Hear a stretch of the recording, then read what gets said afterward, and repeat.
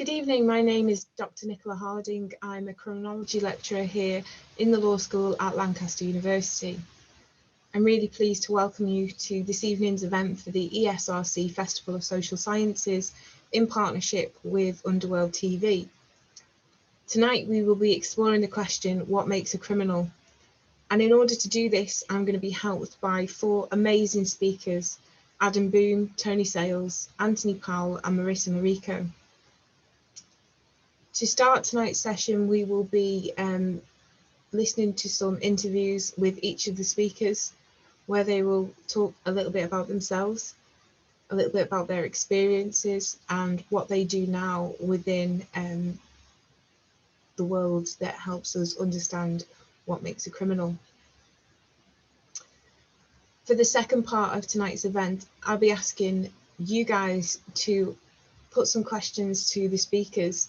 So listen closely to their stories, and anything that you want to ask them, you can put in the chat bar on Zoom, or if you're watching us through the Facebook link, you can place it in the Facebook chat below. We'll try our best to get through as many questions as possible. And I know that our speakers are really looking forward to hearing what you want to know and to hopefully answering those questions for you. So without further delay, I'll hand you over to our first speaker tonight, which will be Adam Boome. Thank you very much, Adam, and over to you.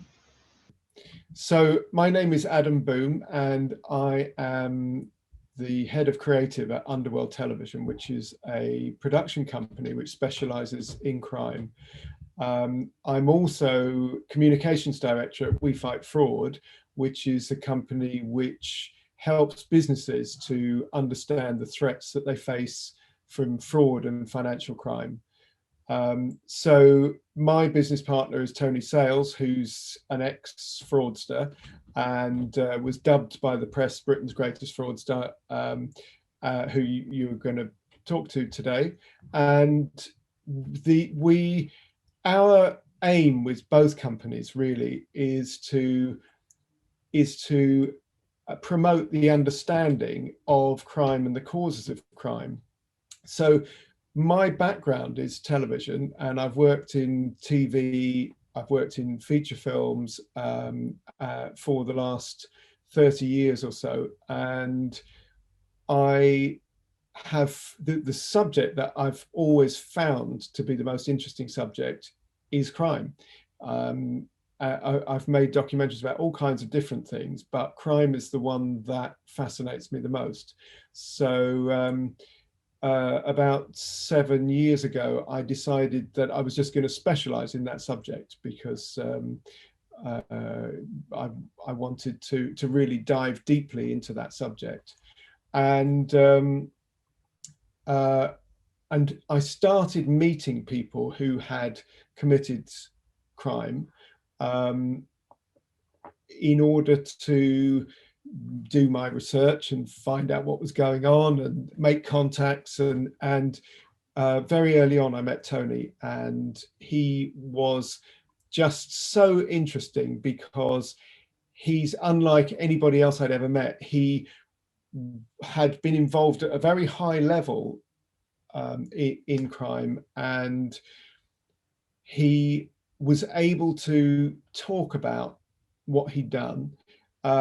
He's been involved in areas of crime that just aren't reflected in the media. Fraud is very rarely talked about and understood in any kind of meaningful way. And he was able to reflect on his past in a way which was really useful and just changed my understanding really of what crime was all about.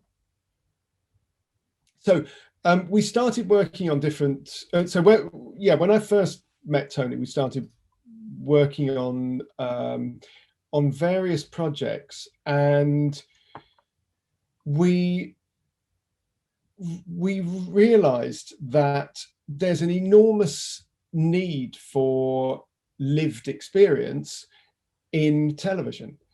Television makes hours and hours and hours of programming about crime. crime is the single most popular genre of fiction. That's just a fact. It's number one.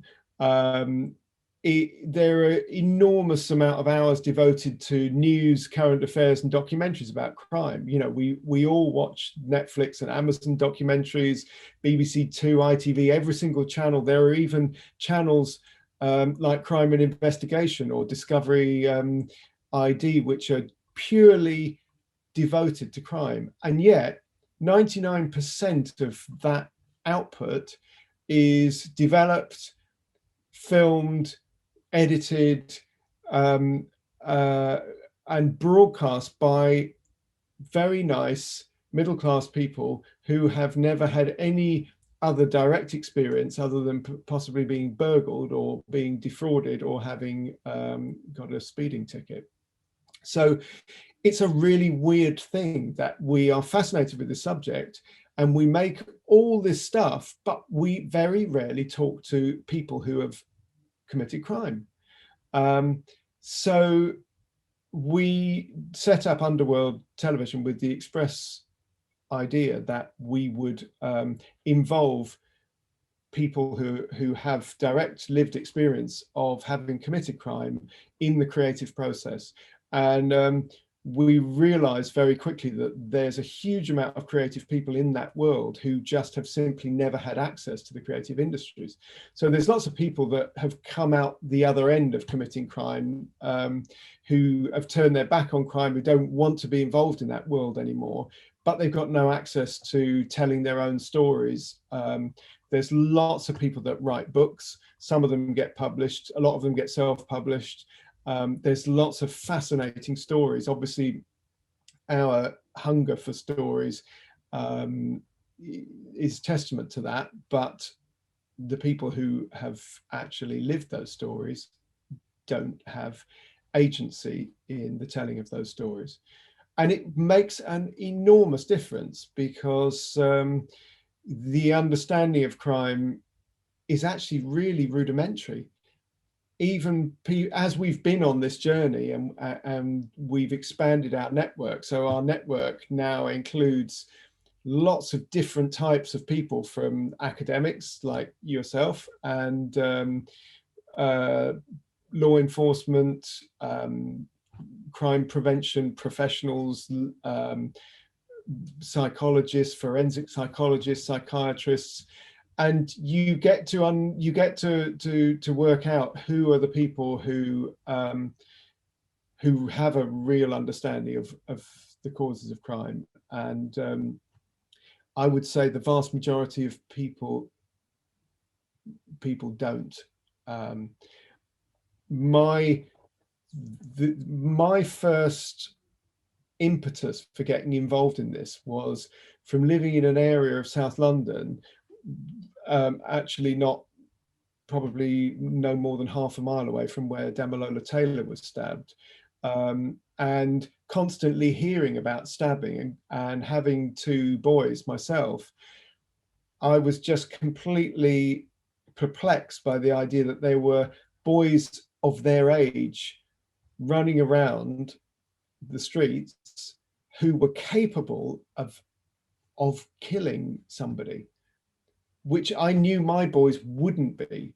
So what was the difference? Why was one 15-year-old capable of that kind of level of violence and another 15-year-old isn't? You know, there's a number of explanations. They're just born different. Well, I don't buy that one. Something's happened to them that's made them different. But what is that thing? What is it that takes a person on that kind of journey?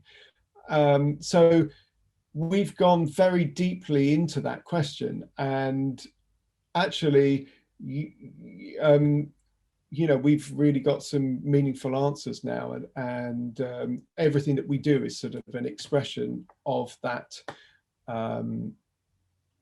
Of that kind of understanding, because the work that we do in television and the work we do in fraud and financial crime prevention all comes back to the same thing, that if you can understand what the causes of crime are, then you can prevent it. I think culture is massively important in our understanding of crime. You know, right from when we're born, we start that understanding of what's right and wrong, what is acceptable in society and what's unacceptable, because crime is only a word for that line, isn't it, that society finds acceptable or unacceptable, and how do you punish people? So it's an absolutely fundamental question, and it's an absolutely fundamental part of being human, and I think that's why culture, that's why crime is such an enormously popular genre, because it's such a fundamental question. So we're programmed from the very beginning, and our concept of goodies and baddies is very, very deeply ingrained, and that's why it's really pushing a boulder uphill to kind of change those preconceptions, because we do have it wrong. I do believe that, you know, we watch these superhero films, and you know, we're told Batman programs us to believe that baddies are born bad, and that's just not true. People, as we have, I think, shown in our series What Makes a Murderer, there are biological differences between people. That's indisputable. Some people are born with different types of brains, but that doesn't make them bad or good. But what happens to them after they're born and the environment in which they grow up will take them down pathways which lead to what society would term criminal actions, bad or good actions. That's a very good question. Well, it's all storytelling. So whether you're watching the news, or whether you're watching a documentary, or whether you're watching a Batman movie, or whether you're watching a movie based on fact, you know, Mindhunters, it's just as it's all storytelling. It's all told from somebody's point of view. So yeah, it's true crime, but it's somebody's truth, and I think we have to always bear that in mind.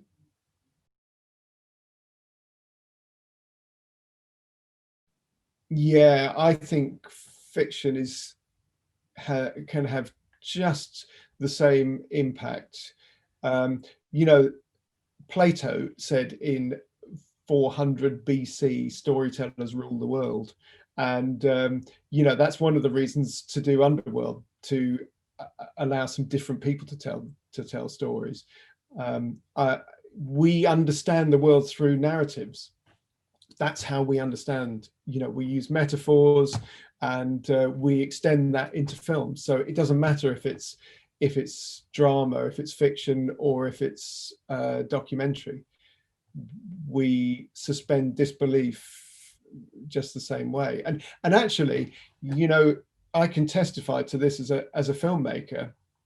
The only difference really between drama and documentary is it's just a different way of getting the words that you then sit in the edit with, and you edit them. If you're working on fiction, somebody writes those words down and you film those words. If you're working on a documentary, you go out, you film 100 hours quite often for a 1-hour documentary, and you take 1% of what you filmed. You know, you take the words that tell the story that you want to tell. So yeah, there's not that much difference.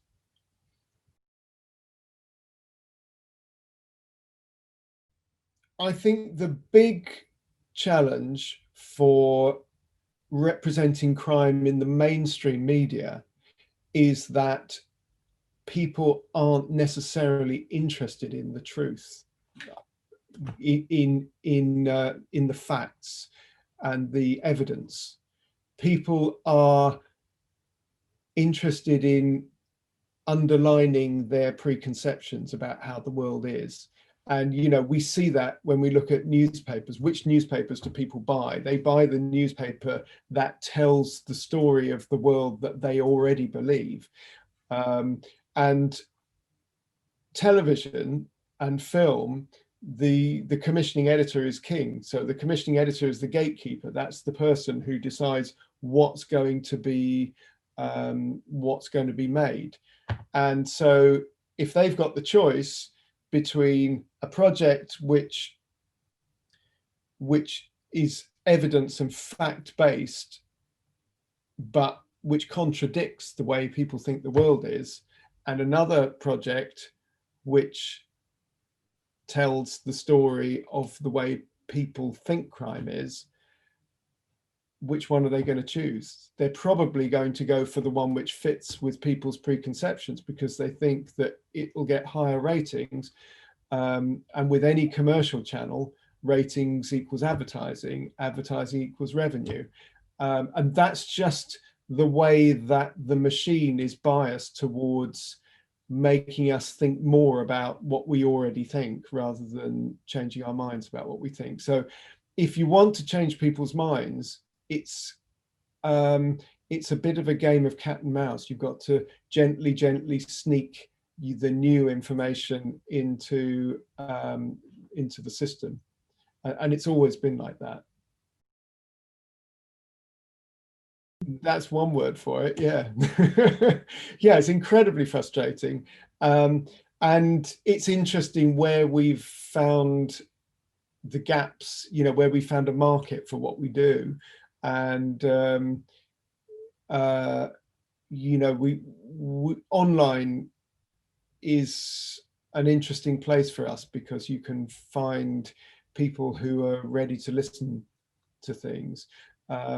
I think what's also interesting is that if your messages can have a commercial end to them. So if we can say, look at crime this way because you can cut down your loss to somebody who's a bank or a retailer, then they're really receptive to that message. If there's a return on investment, you know, that's a way to sneak these messages in, and that can actually be very powerful.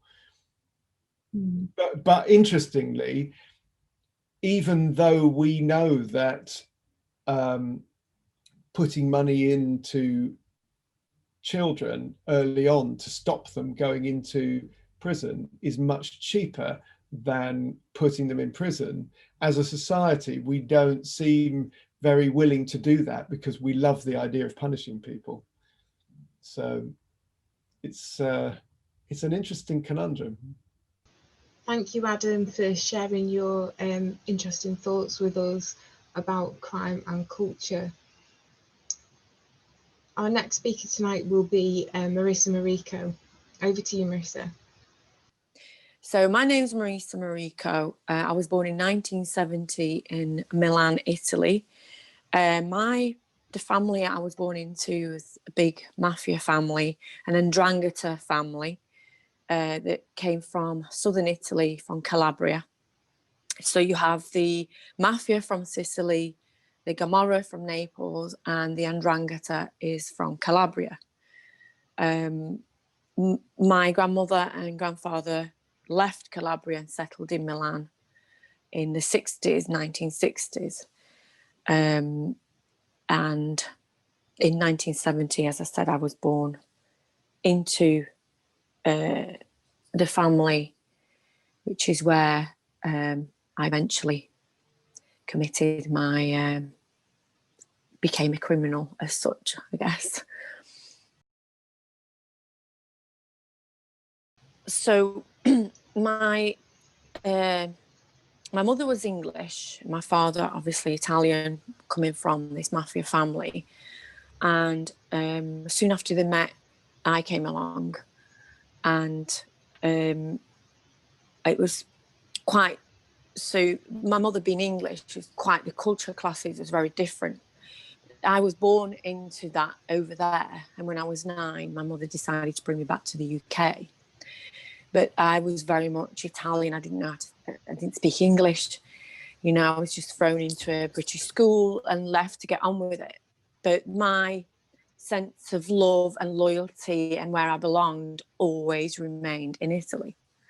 So I grew up from 9 years old in the UK, but my mother would take me back every year to Italy. Now, my mother was a single parent in the country, in the UK, on benefits. And when I went back to Italy, I was this princess, my father's princess, and this child that was, idolized almost because I was my father's daughter, and with presence, with love, affection, the importance, with a lot of family around me. So when I came back in the UK, there was me and my mother. So it was hard in a psychological level and an emotional of what I needed as a child. So my sense of belonging always belonged in Italy. So as I was growing up and being taken back every year, I got to, if I just can go back at the time when I was 9, my father shot and killed somebody and was a fugitive in America for a few years. So I didn't see him from 9 years old till I was 13. Of course, I'm in the teenagers' years by now, still going back to Italy every year. And I remember seeing him for the first time in a prison. And my father had such an importance around him. And we went into the prison. He was able to have food from the outside, not just any food, like lobsters and that. My grandmother would take him that on a visit. My father would be sat separate from other prisoners. He'd be suited up. So that was when I first it opened my eyes. I knew my family was different, but it opened my eyes as to, obviously my father was in prison, so I knew there'd be something, but it opened my eyes a little bit more to, hang on a minute, this isn't a normal family, whatever normal is. So I think that was a pivotal moment of, as I can remember, that.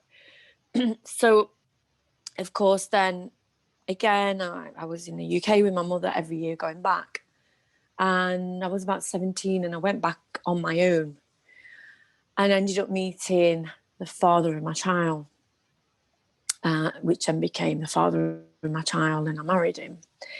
And he was my uncle's friend, and he was heavily involved in the organisation, which I hadn't realised at the time. I was in love. I had that sense of belonging in Italy, and all I wanted to do was to go back there. I wasn't looking at, I knew right from wrong, but I wasn't looking at, oh, hang on a minute, this is a criminal family. Also because nobody sat me down and said, well, actually, this is what we do. There was always a screen of legitimate businesses. There was a bar, there was into construction. Everyone in the family had a legitimate side. But of course, then there was the illegal side that I didn't see, but it was like an untold that you knew, but you didn't know. So although the children were kept sort of protected from it, I say child, because obviously I was still seen like a child at that time, a young woman. There was an element of, if you walked in a room, a serious conversation would carry on between my grandmother or my father. So you'd pick up on, hear things that maybe you shouldn't hear. So then my mother brought me back to the UK because I wasn't 18. I shouldn't be in Italy, and I shouldn't be with this young man that obviously was leading a life that he had, even though my whole family was. My father was against it, even though he was what he was. And because in his mind, he wanted me to be with a doctor or a professional person. And as soon as I was 18, about a month later, I transferred myself to Italy.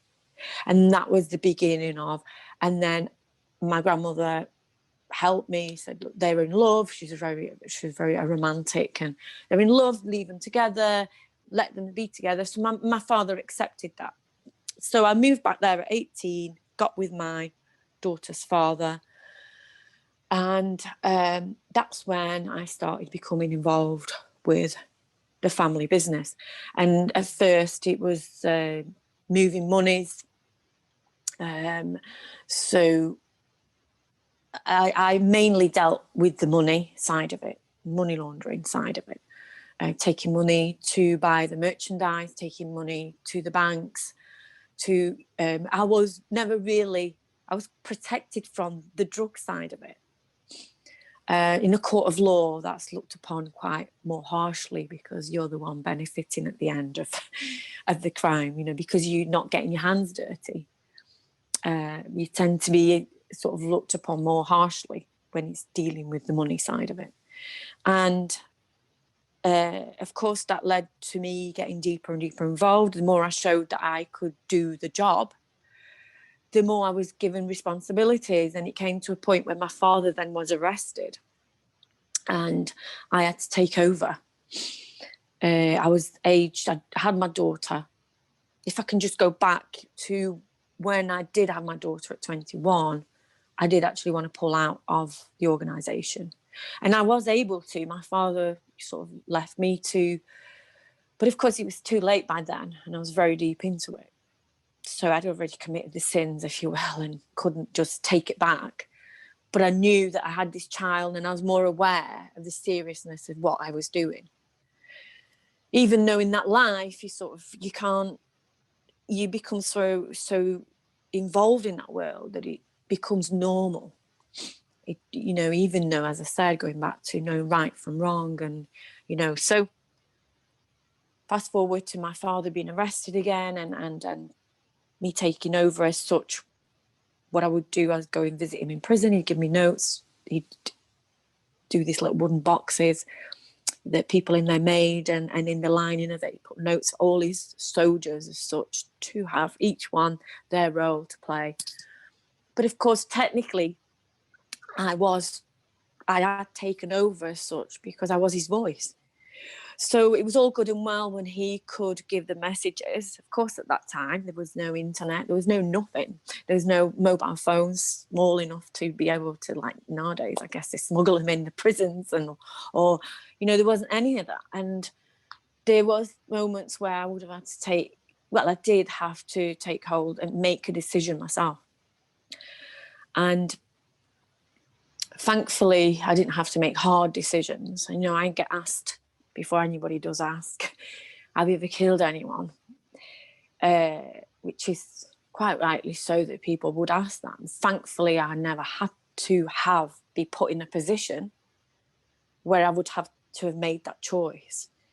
But because of the life that you live, if anybody would have stepped on your turf, anybody would have tried to go at war with you, because that's what that life is. It's on the edge. You're on the knife edge. You live by the sword and you die by the sword, because that is that life. It's dog eat dog. If I would have had to make a decision like that, I can't this day sit here and say, well, no, I would never have done that, because I don't know. And that's the honest truth. And that's, I don't like particularly, I'd like to say, no, I would not have done that. Of course, that as a mature woman, if I had to make a decision like that today, no. But I'm going back in time and looking at it from being a mature woman. So that is basically a lot of the positions I was in. Now, of course, because I then have done my criminology and criminal justice degree, my honours in the last 3 years, it's shown me so many sides. I've been on that side, and I wanted to see for my own, through the experience I'd been through, if I could make, I suppose, sort of sense of my experience, of why I had followed that path, of what had happened, why, the reasons, and things that I couldn't answer for myself. I was hoping that maybe academia would answer for me. And I guess in a way it did, because, the psychological, sociological, everything, it fitted in with my experience. Biological, born into that. sociological, surrounded by that, becoming the norm of that, you know. And I mean, I was given a high sentence. I was treated quite harshly by the courts. You know, I got 14 years almost altogether. And I truly believe, you know, with an experience from a woman, that it's that double deviancy as well that becomes, you know, it's like, well, I know you were young and you're a young girl and you're your father's daughter, but you're a woman and you should never have gone down them lines. It's not in your nature to be. But of course, they didn't take into account of my fragile state of my father's relationship, as in my father, I was 8 years old and he took me to a restaurant with some friends and talked about wanting a boy, needing this boy, having a son, to the point where he made me cry. Now, this story was told to my mother, and then years later, my mother told me. I don't particularly remember it, but I know now that subconsciously, I think my mind will remember that story, because I know that all I did for my father was to seek approval from him, to seek that pat on the back. Wow, you can do that. You're responsible enough. You can, you know, I mean, without being too crude, you know, one of my uncles used to say, you're the boy that he wanted without the balls. No, and it's taken me to now to understand that and realize that I'm not making excuses because I committed a crime or because it was never because of the power or the money or it was loyalty. It was love. It was seeking approval. I was a young woman, you know, so it's making sense of it within myself and not having to prove to anybody else. I got arrested, I got convicted, I did my time. So we're talking about punishment rehabilitation, which is habilitation, really, because the rehabilitation, you're going backwards, aren't you? You're going back to where you were. Habilitation, you're going forward. So I've done all that. And I stayed out of trouble, you know, in the last 20 years. I've been free. And now with this degree, my honours degree, I'd like to do things like this, you know, and change out of something bad, do good, and maybe, you know, my knowledge, bring it forward to someone else, either someone that's involved in that life, in gangs or and thinks, oh, I can never get out of this. You can. Or someone like myself that thinks, well, I've been in prison, I'm an ex-convict. I can't get a job because I've always been self-employed. When I'm going up against another 50 people for the same job in an interview, I've never got it. It's never happened. So, you know, that's the experience. So of course, then it leads me to today. So now, I've wrote a book. There's a book, Mafia Princess. Can I just say this name was given to me by the media? It wasn't made up. So, well, fortunately and unfortunately, I guess it's good for me now, but at the time it wasn't very good when I was being called that. And I'm also doing a series, Amazon Prime series, which hopefully will start to be recorded and should be out by next year. So my book, it wasn't my intention to write a book, but when I came out of prison, I did have a few authors sort of ask me to do something like that, but I wasn't interested in it. But then I had the media write things which weren't right, they weren't correct about myself, linking me to other people, to the point where the last time before I did my book, it's one of the reasons why I did my book, to be honest. They linked me to someone that had been arrested near Preston, And they decided to write, it was a national paper, that I would know this person and I possibly helped him rent his house, and he had a limousine hire firm, and I could have, and I've got the same bank account, which was the Barclays at the time, and I thought we're so millions of people. But the media decided to write that, and I went to my solicitor and I said, and there's nothing I could do because I'm an ex-convict. So absolutely nothing. This was 10 years after I'd come out of prison, and I was really fed up at reading things that weren't true. And all I tried to do is keep my head down and get on with my life. So I was then approached again about writing a book, and I thought, I'm going to do this because then I can show my side of the story and not allow the media to just make up a lot of my story, basically. Of course, there's a financial side of it. Without not being able to get a career, finding it hard to get a job, as I mentioned earlier, with a criminal record, because my record will never be spent. So it will always show because of the seriousness of the crime, especially with the conviction I got in Italy of organised crime. It's like an umbrella of crimes. So I as I said, I wrote the book. So, and then going forward, as I mentioned earlier, I've done my criminology, criminal justice degree in my honours, and which I really enjoyed. It was very hard, and to be honest, wasn't sure someone like myself could possibly do it. But I pushed myself and I opened my mind, and the academic side wasn't easy, but in the end, we got through it. So there's hope for everyone, I guess. So now I work with obviously I do these sort of things, speak to students from universities, A-level students, I do conferences, I go into prisons to talk.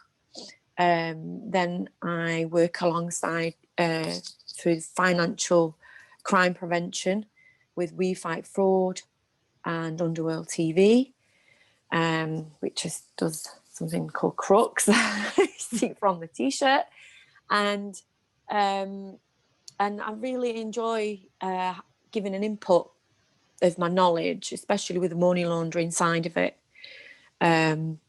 given my past experience, to potentially help others, or corporations, or anyone that needs help in that.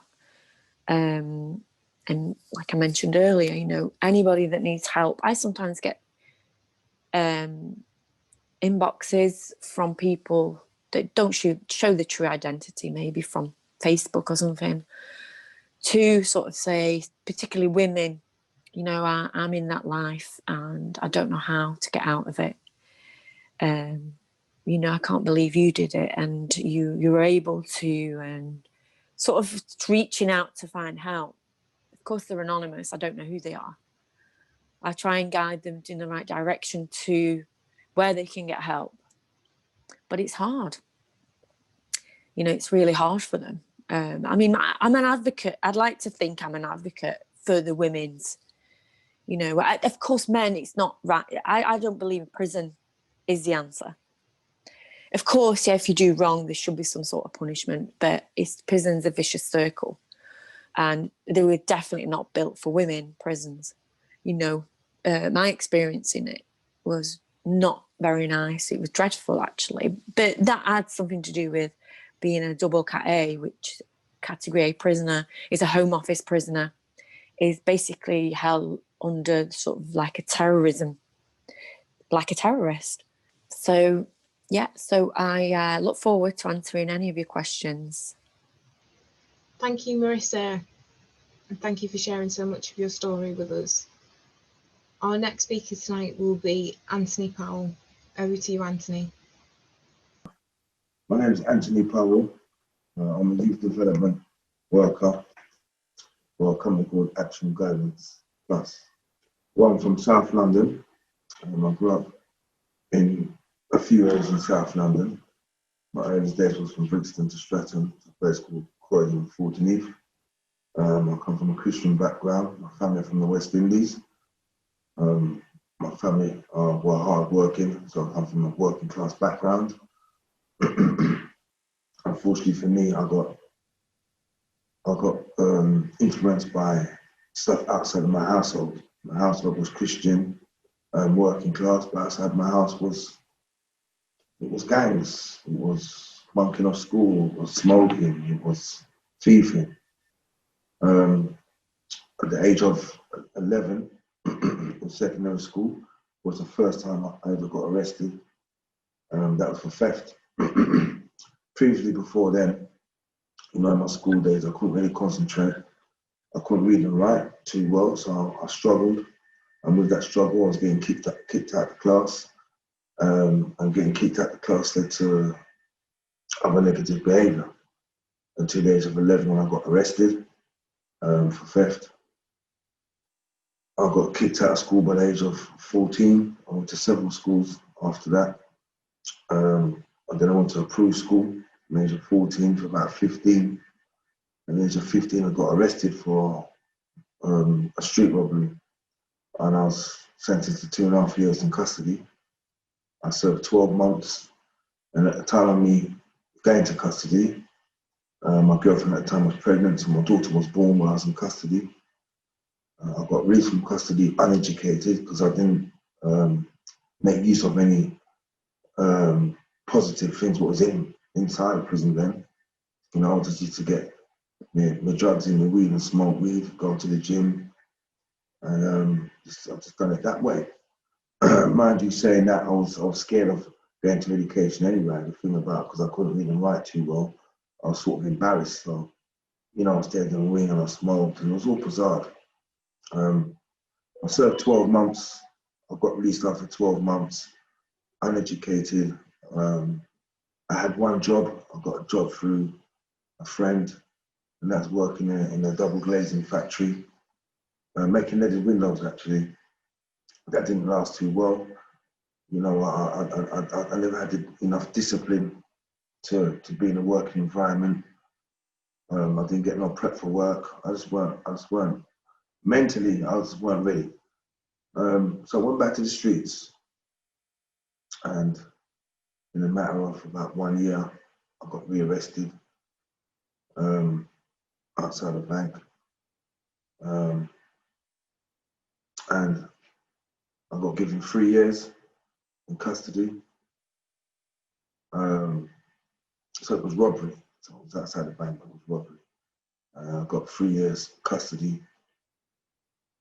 By then I was institutionalized. It didn't really affect me. I didn't really care. I thought, well, it's 3 years, I'll do 2 and I'll be out. I was lacking emotions, lacking feelings, self-centered.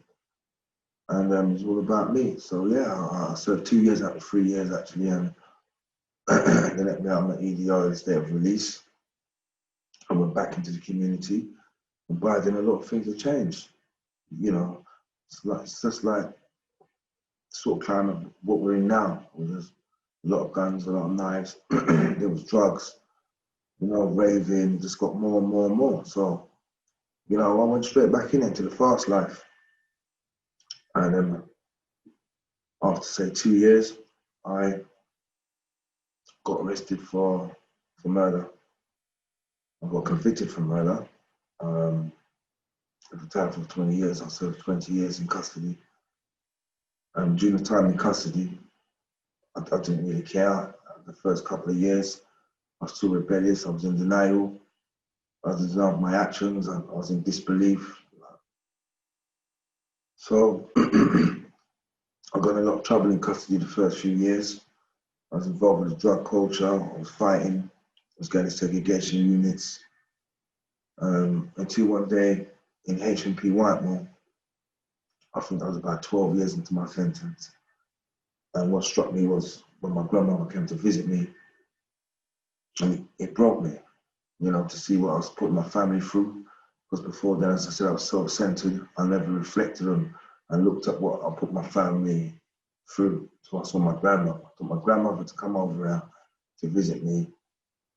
I said, I don't know more of this. And actually, that's when I changed my life around. I said, I'm going to try and get educated, you know, to learn to read and write to a good standard of level.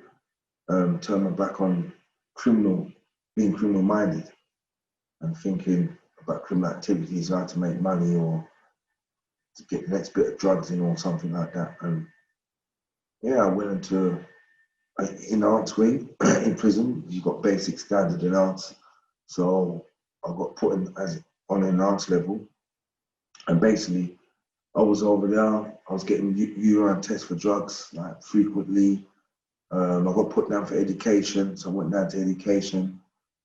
I got to a good, well, I would say a medium standard of education. I started off at a very low level. So I've done about 4 years of good behaviour, and then I got sent to a prison called H&P Parkhurst. And from there I stayed on education. I got access to higher learning. I've done an OU course, and I've never looked back. I went through the prison system to a CCAT, but actually when I went to the CCAT I had a lot of problems because of my past reputation from being in dispersal prisons. It came along with me. I was a target. I got moved out of the first CCAT. I went to another CCAT, and then H&P Ranby I went to. And they saw me for who I was and for my change. You know, they didn't judge me, and they gave me opportunity. I got a gym body job. I became the rugby captain. So I got responsibilities, and for me, the prison system giving someone like me responsibilities, it made me start to have more trust and belief that, you know, I need to change myself, but if I can trust someone, because I had no trust before. So it was a PEI called Mr. Norton, you know, so if you're listening to this, Ken Norton, I'm a H&P Ranby, you know, thank you very much. You made me put me in the rugby team. I became captain. I got player of the year. You told me I could do it. You really believed in me. You gave me responsibility. I had to pick the team. I had to give the shirts out. And, you know, being in prison, having that responsibility, like, so twice a week, so 1 week training, 1 week playing. We played outside teams. We came second in the league when I was captain. You know, the RAF beat us, by the way. And yeah, I went to an open prison from there, from H&P Ranby. And again, going to the open prison, my past came back on me. You know, they didn't believe in me, sit me down in a chair, soul spin me and all that. Until they gave in the end and knew that I generally changed. And I got released from the open prison. I was working for a company going into schools. As well as that, I was working for the Youth Offending Service. And it came about like this. It was because I was in the open prison, and I decided that I needed to give back. I decided that for everything what I've been through and everything what I know, all the fights, all the prison, all the bad stuff, you know, and at the time, knife crime was really going up at the time. And I said to myself, I need to give back. I want to help these kids. I don't want the kids to go through what I went through, in order to understand that it's meaningless. It doesn't mean nothing. You know, the streets will never make you, they'll break you. You know, so-called friends will never be there for you. It's going to be your family, your loved ones. And, you know, saying that before I went to prison, I put the streets before my family. You know, the streets called me, I'd be there in a second. My family called me, I make excuses.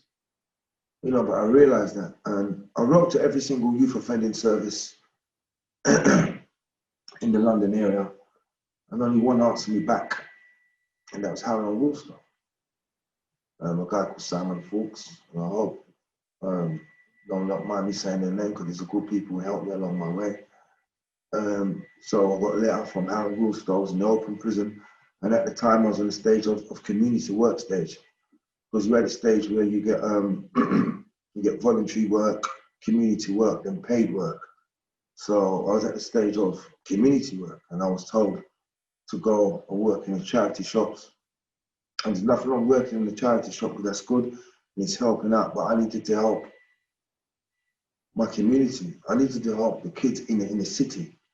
I needed to help the kids who are hungry, the kids who mum and dads were separate on crack cocaine. I needed to help the kids who come from a good background but were influenced by outside. So that was what I went through. So I went down to Harrow and Woolstone. I got a day license, day release, and thank God for my sister, because I think she paid for my train ticket at the time. I had no money. So I paid for the train ticket, I got the license, and it took me a very long time to get that license to go down there. I was told that I wouldn't get it. It's never been done before. They've never heard of a lifer getting a job in the youth offending service, still serving a life sentence, but I was passionate and I believed in it.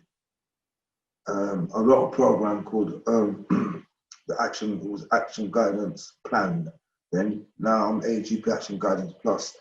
So I wrote a 12-week program. It was based off my experiences on the streets.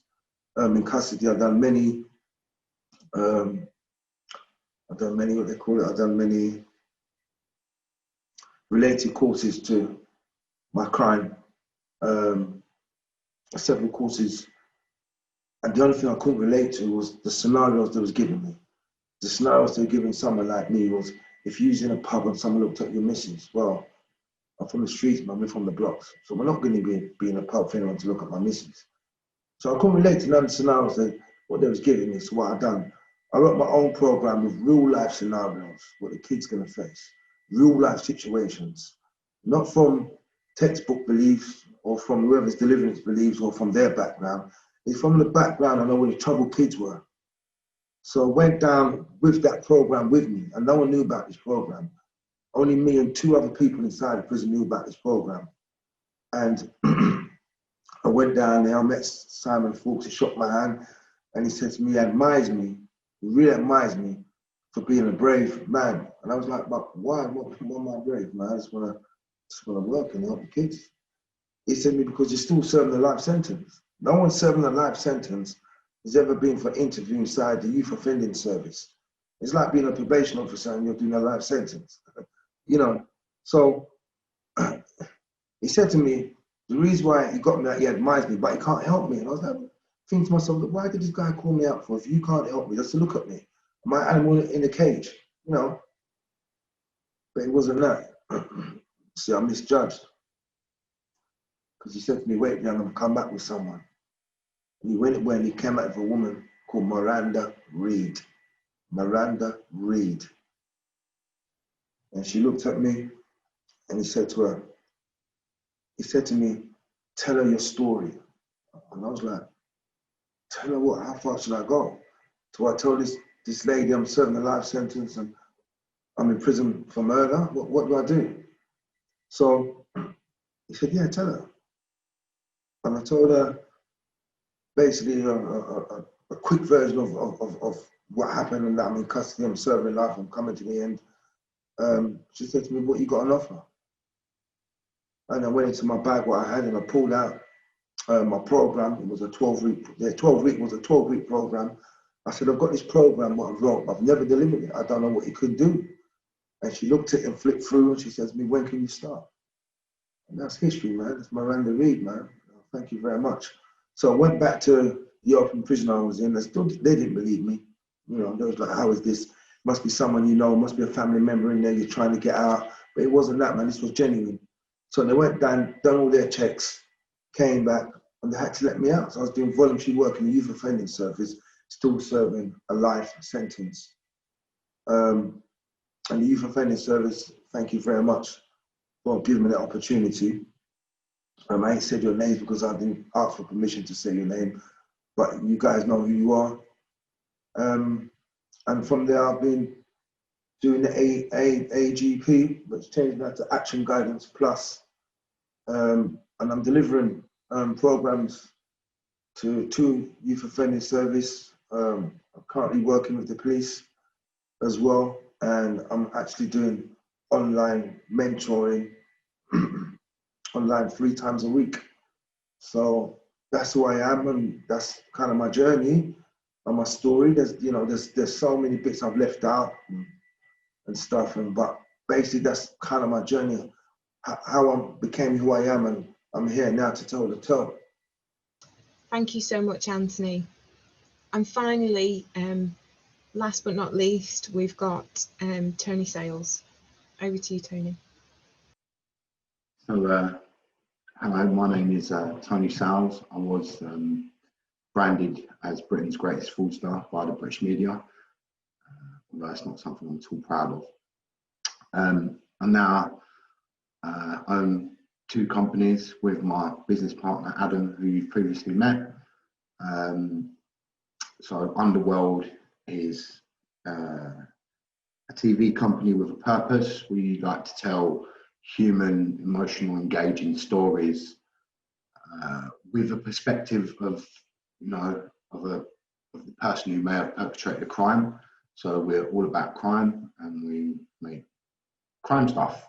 So my other company is We Fight Fraud, and We Fight Fraud was kind of, that was like the heartbeat of what we were. I've worked in fraud prevention since I was released from prison in 2010.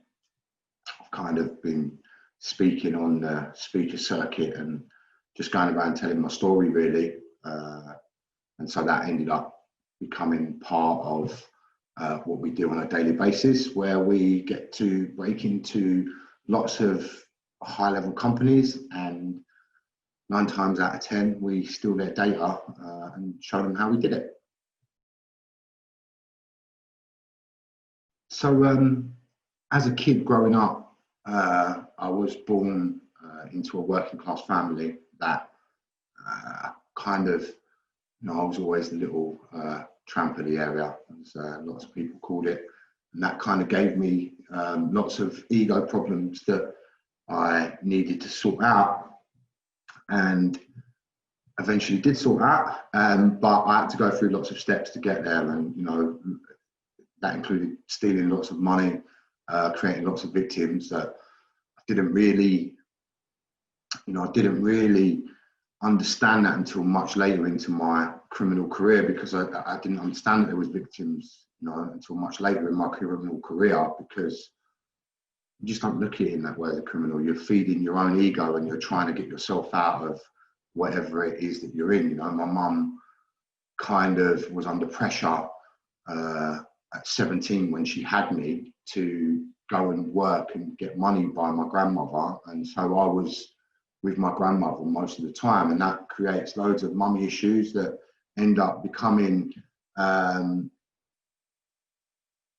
of personal quest to achieve stuff. I thought money was going to give me a certain feeling in life, and it was only when I got the money that I realised that that wasn't the case. Or if it was, short-lived, as money only ever covers the problem for a little while.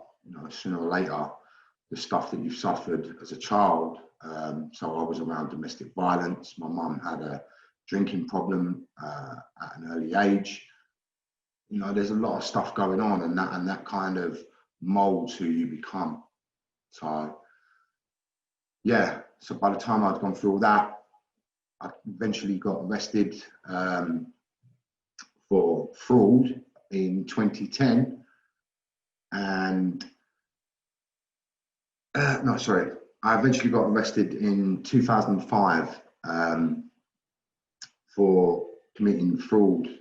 We was at a shopping centre in a place called Meadowhall in Sheffield, where we was getting plasma screen TVs. They were worth quite a bit of money back then. And we just got greedy and complacent, and then I got arrested. And then we had to wait for weeks while the police investigated quite deeply, which then they formed a conspiracy case against us. And when I went back to the police station, the police officer put me in the cell, and she said she'd come down after putting us in the cell. She'd come down probably about 40 minutes later, and she said, "I hope you're proud of yourself." And I said, "I don't really see what you mean. Why would I be proud of myself?" And she said, "Well, I've got a young lady upstairs who's crying." And my instant reaction was, well, I haven't stolen anyone's female's identity. I don't know what you're talking about. I'm a male. Like, and she said, yeah, but you stole her dead dad's. And that was kind of the first realization, you know, it felt like someone had booted me in the stomach. And it was the first realization of victims, you know, and how the victims felt that. And that really changed my kind of perception of fraud. And for that, you know, I mean, I then jumped bail and stayed as a fugitive for 6 years, figuring myself out. And whilst being on the run for all that time, I kind of changed, my mindset changed. And by the time I was eventually caught in 2010, I was ready to be caught. I went to prison.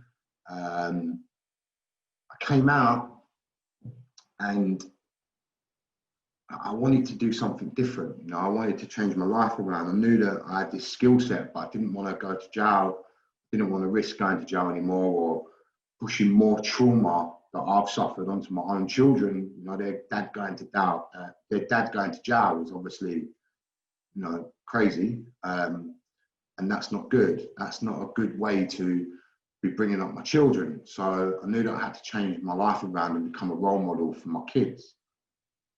And that's what I've done.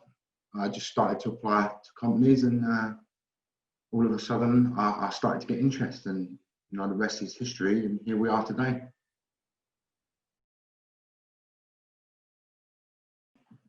I know Adam spoke about Underworld, so I think I'll talk about what we do at We Fight Fraud, because you know, I don't normally publicly talk about the stuff there because most people are interested in the Underworld stuff. But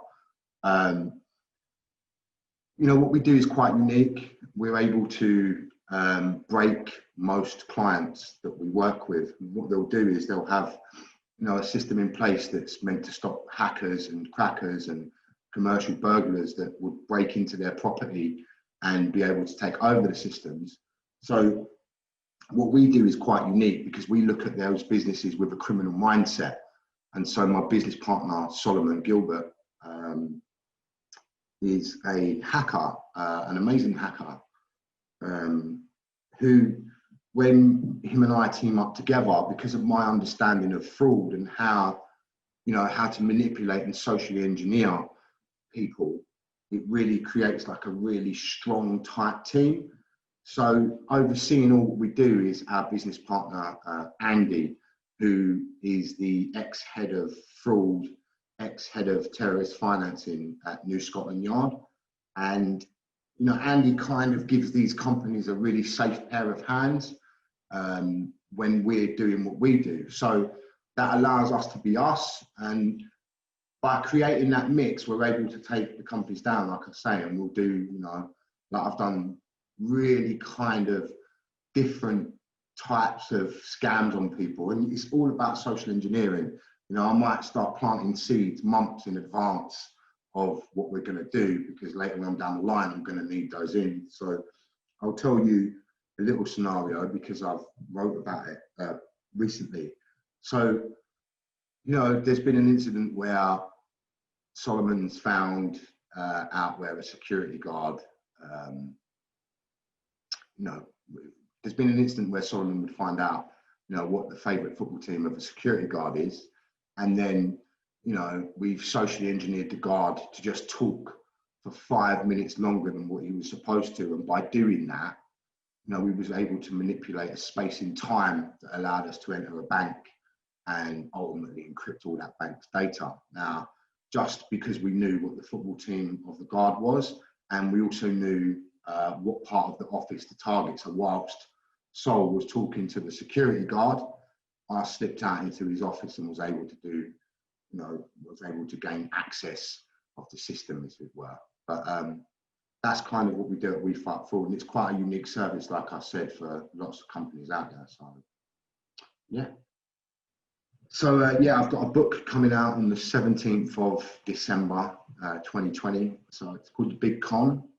And it's kind of, it's not one of those gangster books that's, you know, claiming to be the biggest gangster in London. That's not what I'm about. I'm talking about a lot of trauma. I'm talking about a lot of trauma that exists, not just my own, but other people's, and how that affects all of us, and how that we interact with all of that every single day. And I hope that a lot of people will, you know, everyone that I've allowed to read it so far says, wow, it's extremely relatable to me. So I hope that that would be what everyone does. There's a pilot episode of my Life Rights being written at the moment for a US production company.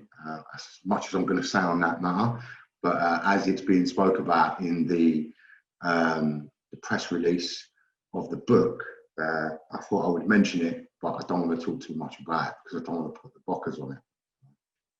We've teamed up with like the likes of Lancaster University, and we do some great stuff with Dr Nicola Harding, who has helped us immensely, not just as we fight forward, but Underworld. And what those relationships can do is bring academics to a world that you just wouldn't have been able to get access to before, because we provide a lot of access for TV through Underworld. Joining those dots academically will allow us to explore what actually happens with crime, you know, and like try and make a difference in a way that, you know, probably people never saw. So yeah, now you've heard a bit of all of our stories. We'd like to invite you to ask us questions, and I'll hand back to Dr. Nicola Harding. Thank you. Hi everyone, and welcome back. Thank you for joining us for tonight's event. We've just had a brilliant hour's worth of interviews with our speakers, Anthony Powell, Adam Boome, Tony Sales and Marisa Merico. And here we have come back together with you now to answer some of your questions. So I'm going to try and put them to the speakers the best that I can, and hopefully get you some answers tonight. Just one of the first questions that we were asked earlier on that perhaps I could answer is how I got involved with the people that I work with, such as Anthony and Tony, Marisa and Adam. And the short answer to that is just through the research that I do. I met Marisa when she was giving a talk at a local prison, but we actually already followed each other on Twitter, and we'd kind of engaged in conversations there. And it was through Marisa and our links that I met Adam, Tony and Anthony. So kind of I work with a lot of people with lived experience of crime, deviance and social control, and work with them on a day-to-day basis within my job. And I'm really lucky to be able to work quite closely with these guys. So that's that in a nutshell. I just want to check that all the speakers are here.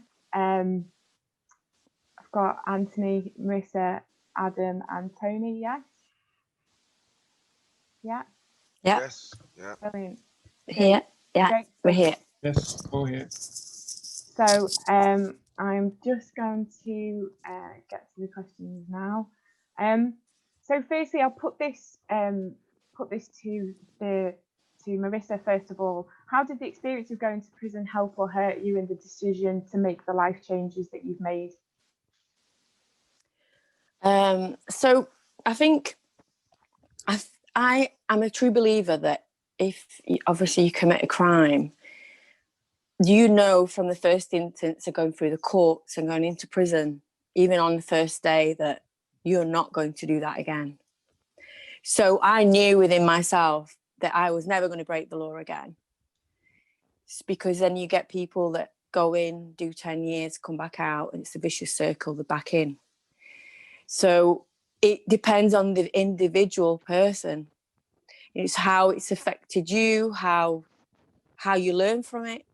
You either come out bitter and twisted and do exactly the same, or you learn from it. So, you know, hopefully that answers the question. Brilliant, thank you, Marisa. I've got one for Adam here, I think. With the media creating moral panics and demonising criminals, do you believe the way in which the media portrays crime impacts on the rehabilitation of those who commit crime? Yeah, absolutely. Because how can it not? It's pervasive. It just goes out there into society. It goes into the ears of the people who are sitting on juries. It goes into people who work in the criminal justice system. It affects prisoners themselves and offenders and people at risk of offending. So yeah, I think it's everywhere. These things definitely have an effect. Brilliant, thank you, Adam. And here's one for Anthony. If you were given the tools to succeed legitimately at a young age, would you still choose a life of crime? It would reduce the chances of me committing crime, but I don't know if it really would have stopped it. I needed a bit more as well, the tools and a bit more people around me who understood me and what I was going through. Yeah, absolutely. I want to put that one to Tony as well. What about you? Do you believe that if you were given better advice or greater tools in your youth, that you would have avoided a life of crime? It's one we spoke about loads, Nick, before. I don't know. I mean, maybe I would have still gone down that road. I don't know. Maybe the need for acceptance was partly what drove me to go down that road. Maybe if I would have been accepted as a kid, I don't know. I've still not worked it out myself. I don't know.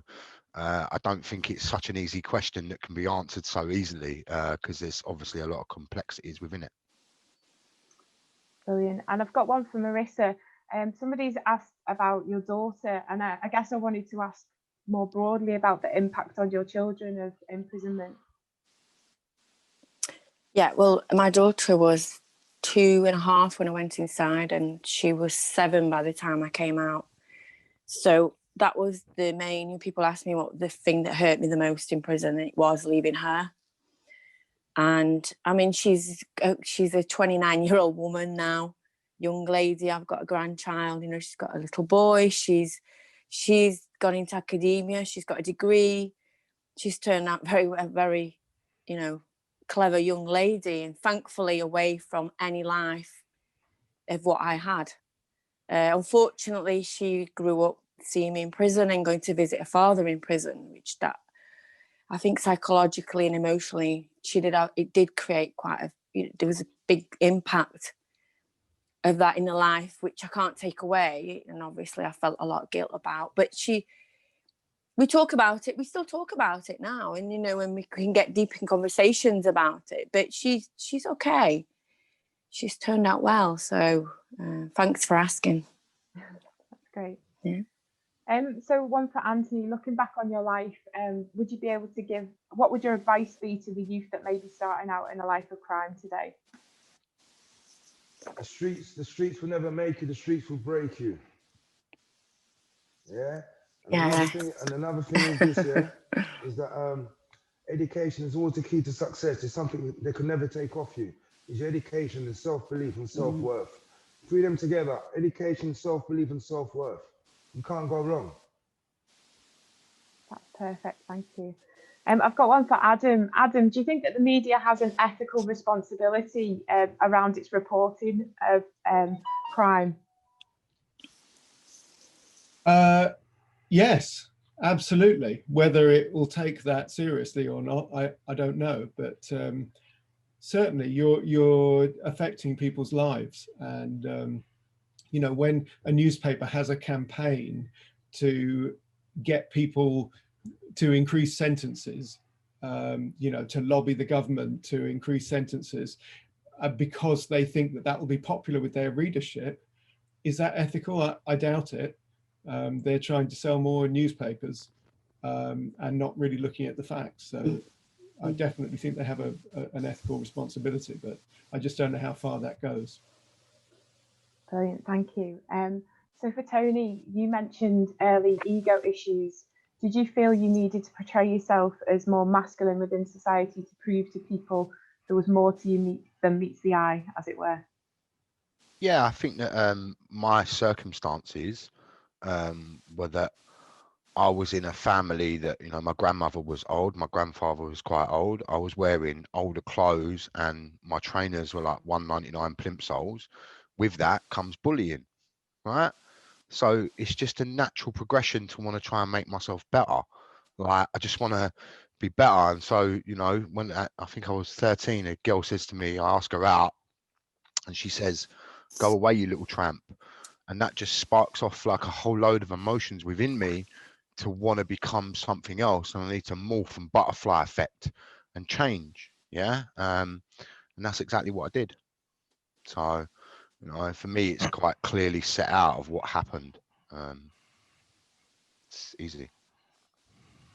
Brilliant, thank you. So for Marisa, do you find that talking about your own experiences helps current criminals to direct their attention to trying to break free from the cycle of crime that they may feel trapped in?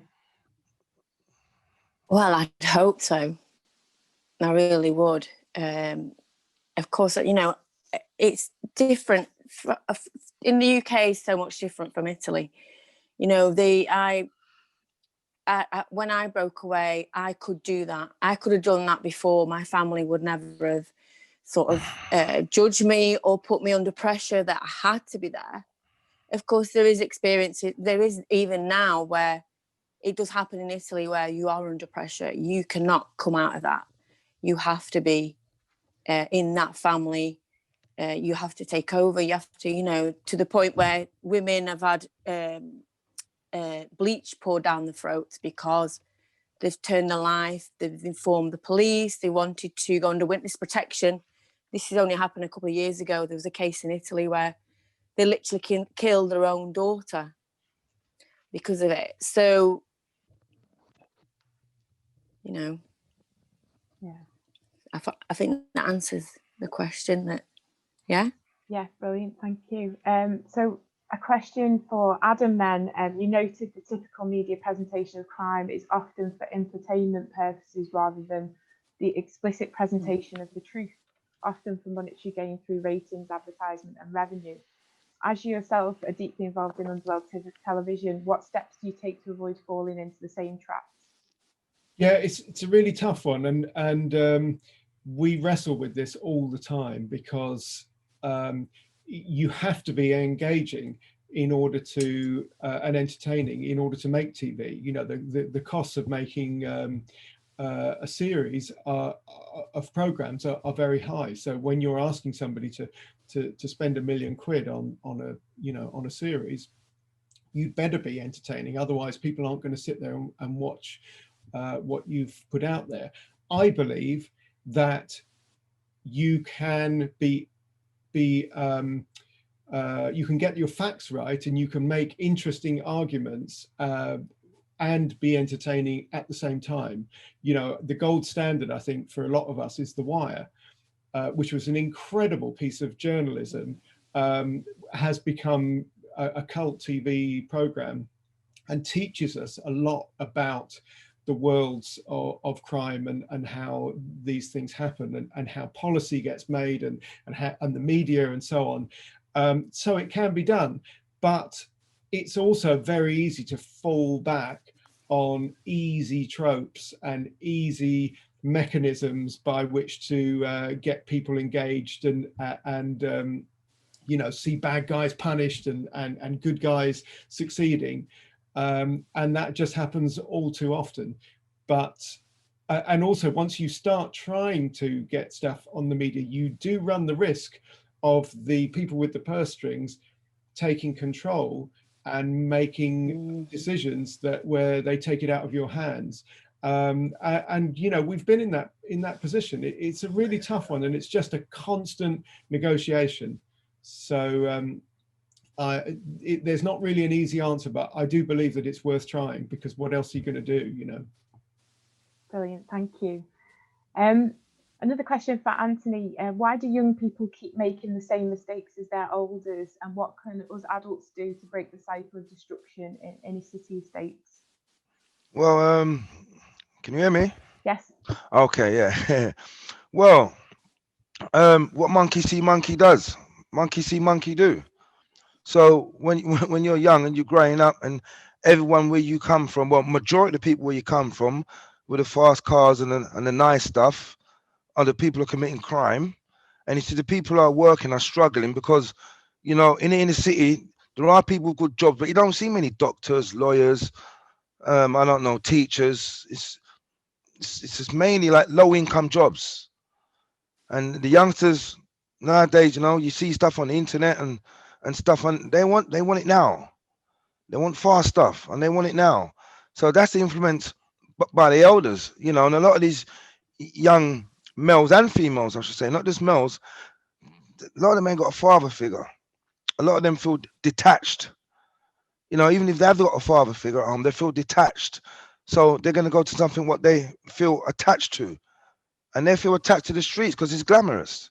And the way it's portrayed is all nice and all happy, and you can have all this stuff. But no one really talks about the downfall. The elders never talk about their feelings. The elders will never talk about when they cried in prison. The elders will never talk about when they've had fear. You see, everyone's fearless and everyone's superheroes. So, you know, it's all like a comic book is a lie. It's not the truth. So that's why they're drawn to them for the lies. It's all lies. It's not true. It's fabricated. How can we inspire them?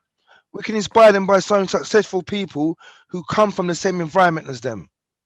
A lot of people from my environment, when they get successful, they never come back to show, look, I'm from here and this is what I've achieved. A lot of people turn their backs on their own environment when they get successful. You know, they need to see live evidence.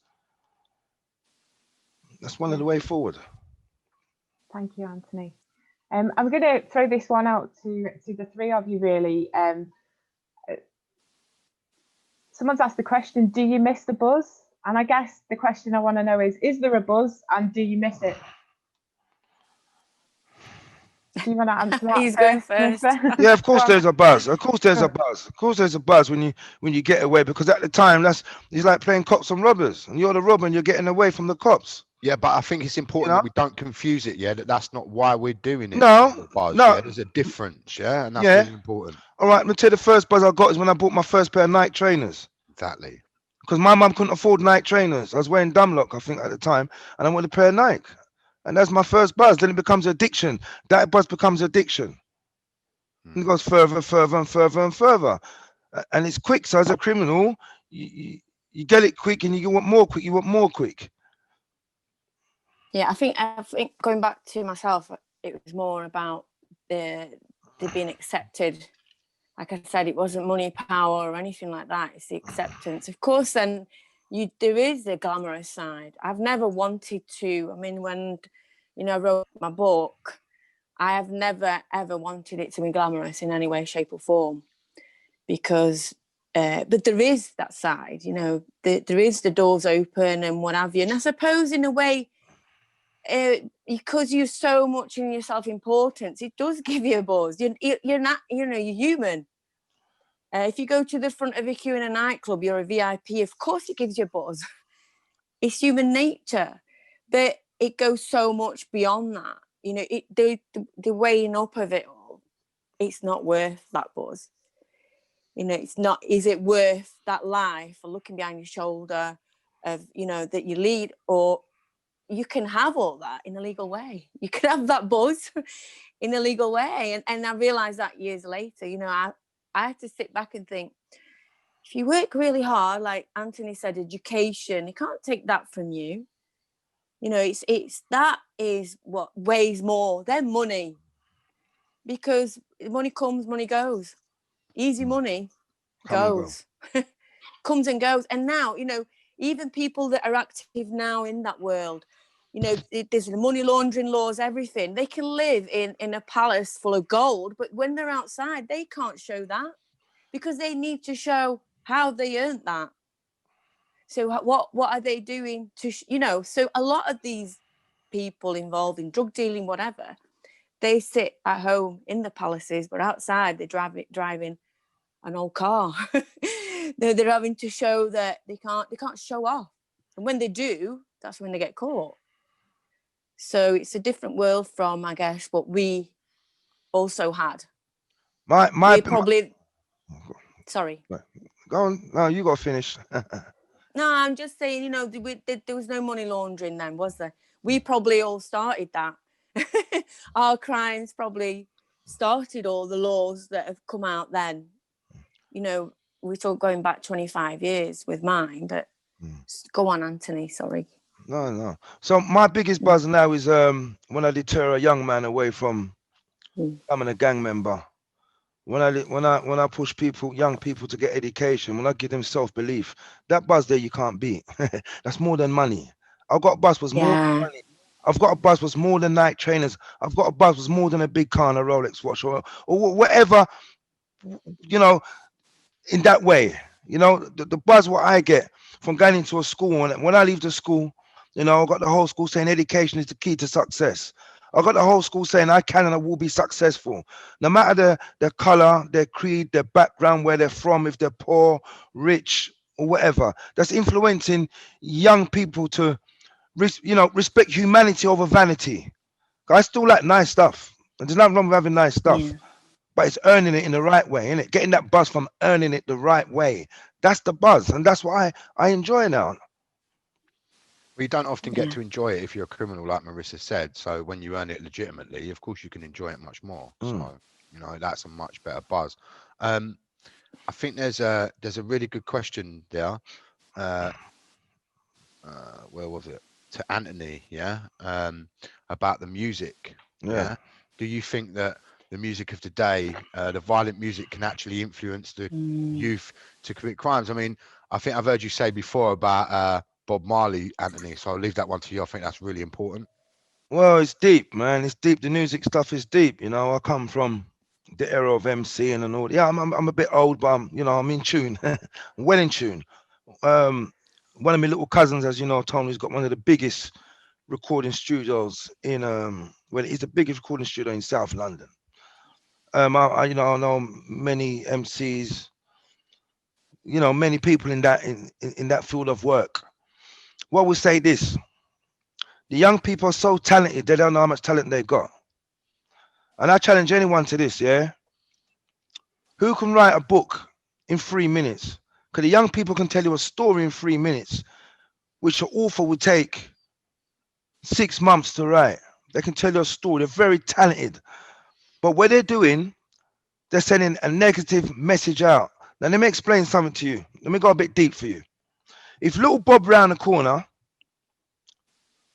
blue eyes, blonde hair Bob round the corner, was talking about his women, using the B word and the this, the that, the record company will say, no, little Bob, you can't do that. Get a kid from the inner city who's going to discriminate his own and spread hate. The record company is going to sign him. Let me tell you something. Nike will give him endorsements. Adidas will give him endorsements. But they won't do it to little Jimmy or Bob round the corner. So who's putting the music out? You tell me. Yeah. And another thing, one more thing. It's their reality. They're talking their reality. If you like it or not, it's their reality. I don't agree with it personally. I don't agree with me calling a woman a certain name or talking about the violence and stuff like that. It's wrong. And that's my personal belief, but it's their reality. But little Jimmy around the corner, if little Jimmy was singing that, no one ain't going to push that out. So you start to think about that. If little Jimmy was talking about his woman, the way some of these young people talk about their women, who's going to produce it and pull it out? So yes, it is a bad influence. Yes, it does make young people hype. Yes, it is good because I tell you what, rappers have got a lot of respect. They've got a lot of followers. So again, what monkey see, monkey do. If a rapper was to come out tomorrow and say, you know, we should go around and slap someone in the back of the head, I can guarantee you there'd be 1,000 kids out there slapping someone in the back of their head. So the voices are being used in the wrong way. But who's pushing the music out? I'm not Sony Records. I don't own a record company. I don't own a radio station. Who's pushing it out? I just wanted to add to that, Anthony, because I think that this goes back to the question about moral panic. You know, we've got this massive moral panic about drill music, and does drill music make young people more violent? And I think the answer to that is that 99.9% of young people, it won't have any effect on them. But there is 0.1% of those people who are in that life who are at risk, and it will have an effect on them. And it's the same with, you know, with Grand Theft Auto, with very violent video games. For most people, it's not going to have any effect. So the moral panic is actually completely misplaced. What we need to be doing is looking at that small percentage of young people who are at risk, where that is going to make an effect. I shot the sheriff, but I didn't shoot the deputy. Yeah, there's no, you can't, like, look, this thing's been going on for years. Yeah, but just because we want to sensationalize it for whatever purpose that we want to point our cameras at that part of society for, yeah, songs, go and look at lyrics from songs from 50 years ago. You will see violence in those lyrics. Fact. Yeah, fact. So we can't just associate stuff like that, because that's not how it is. And now we have the internet, people that understand it and talk about it and see it all the time, we can talk, so they can't just skip over it in the many ways that they do, you know. And that's just the reality of it. And 1.1% of all population might watch the news and go and do something stupid from the news. They might watch a video on Facebook and go and do something stupid from a video on Facebook.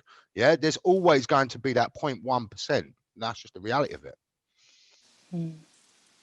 That was a brilliant question you picked up there, Tony. Thank you very much. I'm just going to quickly address this one. Someone's asked, what can we scholars do to understand better why crime is committed? How can this be analysed, considered or studied, and what approaches should we take? As one of the academics in the room, I kind of want to just say that's not, and I will ask the panel it definitely, but from my point of view, lived experience within every aspect of our research, using participatory and collaborative techniques is essential. Nothing about us without us, that kind of approach. And I think that we also shouldn't have to put the emphasis and the full decision making on people with lived experiences, in terms of it's not their responsibility to tell us how to study them.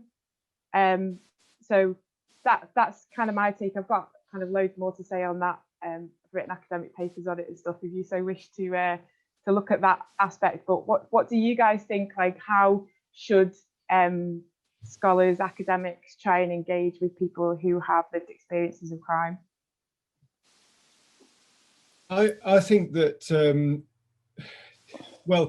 Tony and Anthony, I think we've talked about this a lot, and there's a kind of hidden area of knowledge, which is, I mean, it's not hidden for people that are familiar with it. You know what I'm going to say.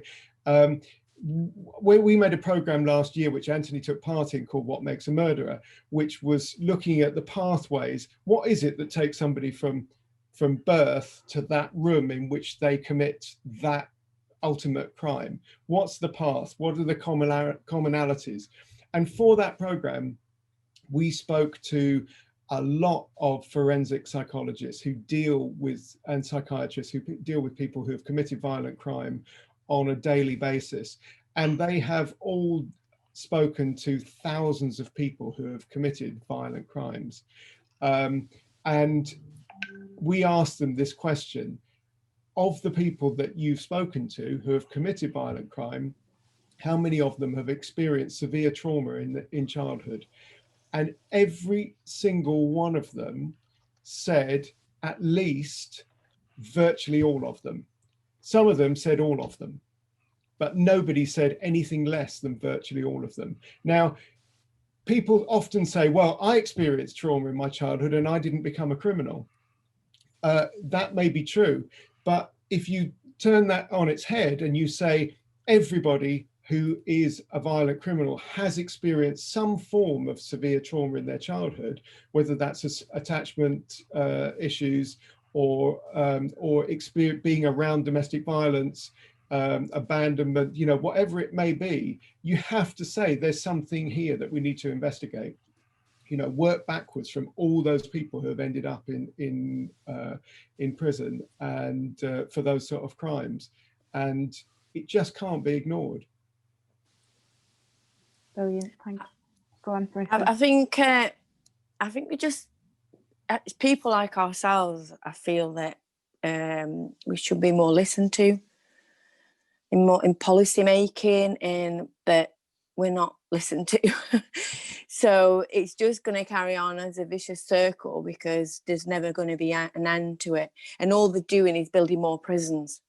That's all what's happening, because they feel that the population want that. Society wants that. Society wants to stop paying taxpayers' money into building prisons, and wants to, you know, but like Adam was going back to, you know, it's like almost they want people to punish. You know, they want to believe what's in the media. They want to believe, you know, we're not real people, but we are. Look at us. We are real people. We've done what we've done. It's our life experience. We've turned it around. There's a lot more out there that want to do that. But because society won't allow them, they go back into that life. You know, all these rules, all these regulations, all these, you know, people released on a Friday can't go to probation, wherever, till the Monday. What do they do between the Friday and just small things like that? You know, they're on the street to go back to the neighborhoods. The addicts go back. You know, it's all that. If there was more things put in place, they, you know, it would. I'm not saying everyone, because not everyone wants help, but there's a lot that do, but they feel worthless, because that's what they come out to, a society where you are worse than anyone. You can't have that. Why? What rights do you have? Well, I've just been inside. I've just done my punishment, done my habilitation. Yet I'm coming out to a society that's still punishing me, that's still judging me, that's still... So that's the vicious circle, isn't it? Thank you. I'm going to ask again to all the speakers, have any of you had any further or ongoing contact with your victims, or engaged in any forms of restorative justice? Should it play more of a role in the criminal justice system, do you think? I agree with restorative justice. I think, like Tony's experience, like he said, that he didn't see his crimes. He was victimless in his head because he didn't see faces. And it was only when he did he said the girl was crying about what you'd done, and that it upset you, and you saw that. So, in restorative justice, if someone that has committed a crime sits there and sees a real person, get, you know, that empathy of, I've just done that to that person. A lot of them are human and think, I'm never going to do that again.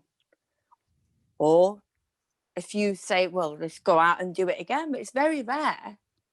I feel it does work more than it doesn't work, restorative justice. So I'm a believer in that. I totally agree with that, Marisa. I think we made a film, our first film with Underworld actually was called Sorry I Shot You, and we followed a man who wanted to apologize to the policeman that he'd shot 10 years earlier. And so we engaged very closely with restorative justice. And I think when you look at that process, there's just no doubt that it's transforming for perpetrators and for victims as well, because people get a real perspective on the experience that's happened to them. And you just have to look at the figures, which for restorative justice, at rehabilitation figures, and there's just no doubt that it's very, very effective. Brilliant. I've got a question for Tony. Did you keep your criminal life and behaviours from those around you, especially the young and potentially impressionable people around you? Adam laughed there. Yeah, I mean, I actually lied to my family for 6 years about being on the run. I kind of, you know, I wanted to, it's not something that you want to discuss when you're, you know, criminally active in the way that I was. You know, I don't want the loose lips sink ships, you know, and that's how we roll, right? Like, you don't say nothing to no one, and you just stay on your grind, and you just do what you're doing. So yeah, that was it. I think there's really another good one there as well, Nick. Yeah. So is prison a way of deterring criminals? Yeah. They get a bed, warmth, regular food, and a job, don't pay rent, etc. I mean, you know, most criminals that I know They wanted to have a better life. They don't want to just be bums that end up sitting in jail doing nothing. Yeah. They want to actually try and become something. And so you end up in a criminal enterprise that's making money. You don't, no one wants to book it by even thinking about saying that we're going to go to jail. Yeah. If with the sheer word mention of jail when you're doing a crime can put people off from even committing the crime on that day, because most criminals are suspicious in some way, shape or form. So they're just not going to do that. But ultimately, it's all about a difference in life, not just getting a warmth and a bed. We want to, you want to have a normal or seem to interact normally with society as much as you possibly can. Can I just say as well, I mean, no one wants to be, they say you go to prison, you could have gold taps in prison. You don't have your liberty. You take that away from a person. Look at us now, we're on lockdown. Okay, it's not as severe as the first one, but people are going stir crazy in their homes, in the comfort, with Netflix, with Amazon Prime, with everything, but so you don't want that. And most people I've met inside don't want to be there. They're not bothered about what warm bed. We've got bars, you've got you're the structure, you've been told what to do. I mean, I remember coming out and I used to keep every door open because every door was shut behind me for so long. Every door in my house had to be open, which is, you become institutionalized. Prison is not a nice place, but people think, you just sat there not doing anything. It's not, and it's survival as well. You think about who's in there with you. Yeah. So, it's not what you see or the media portrays, or it's not that at all. Brilliant. And this kind of follows on as a question for Anthony. You said that some prisons did a better job than others at helping you progress and rehabilitate.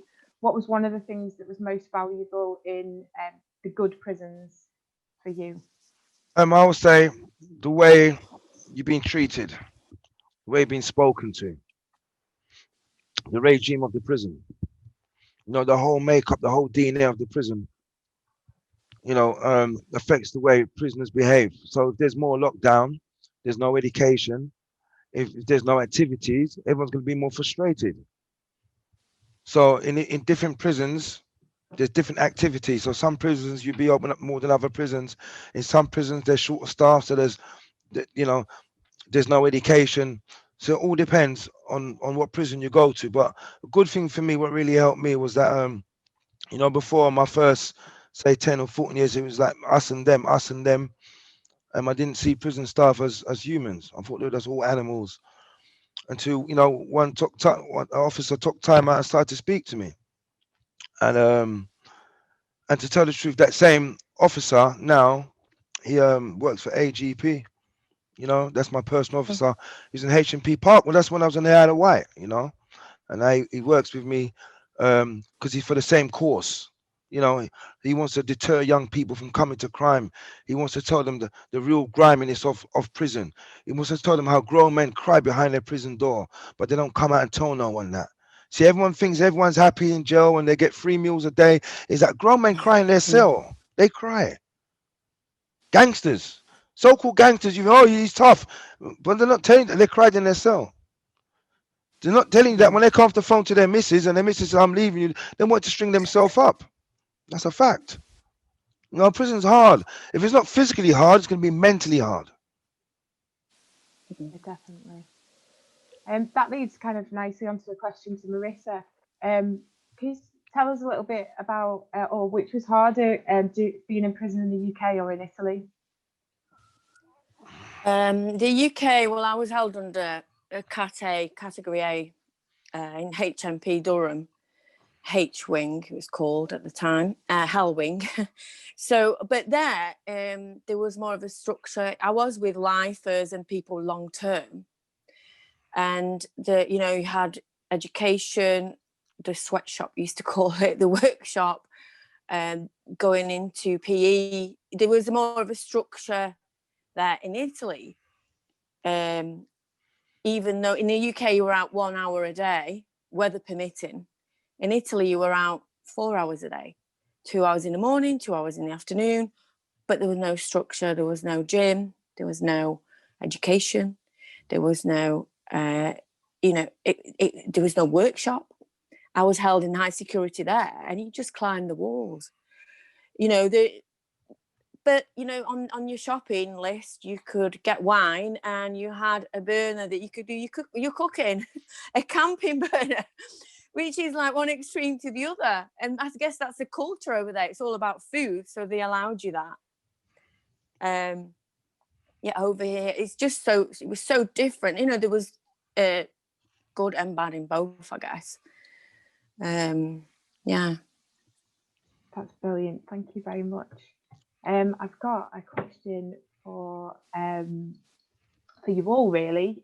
So I'll start with Tony. Did you have any childhood or adolescent dream jobs that you would have liked to have pursued rather than your criminal activities? Is there something any of you would attempt to do now, such as starting a career, that you would have chosen to do when you were younger? Tony, what did you want to be when you grew up? Well, I wanted to be a policeman.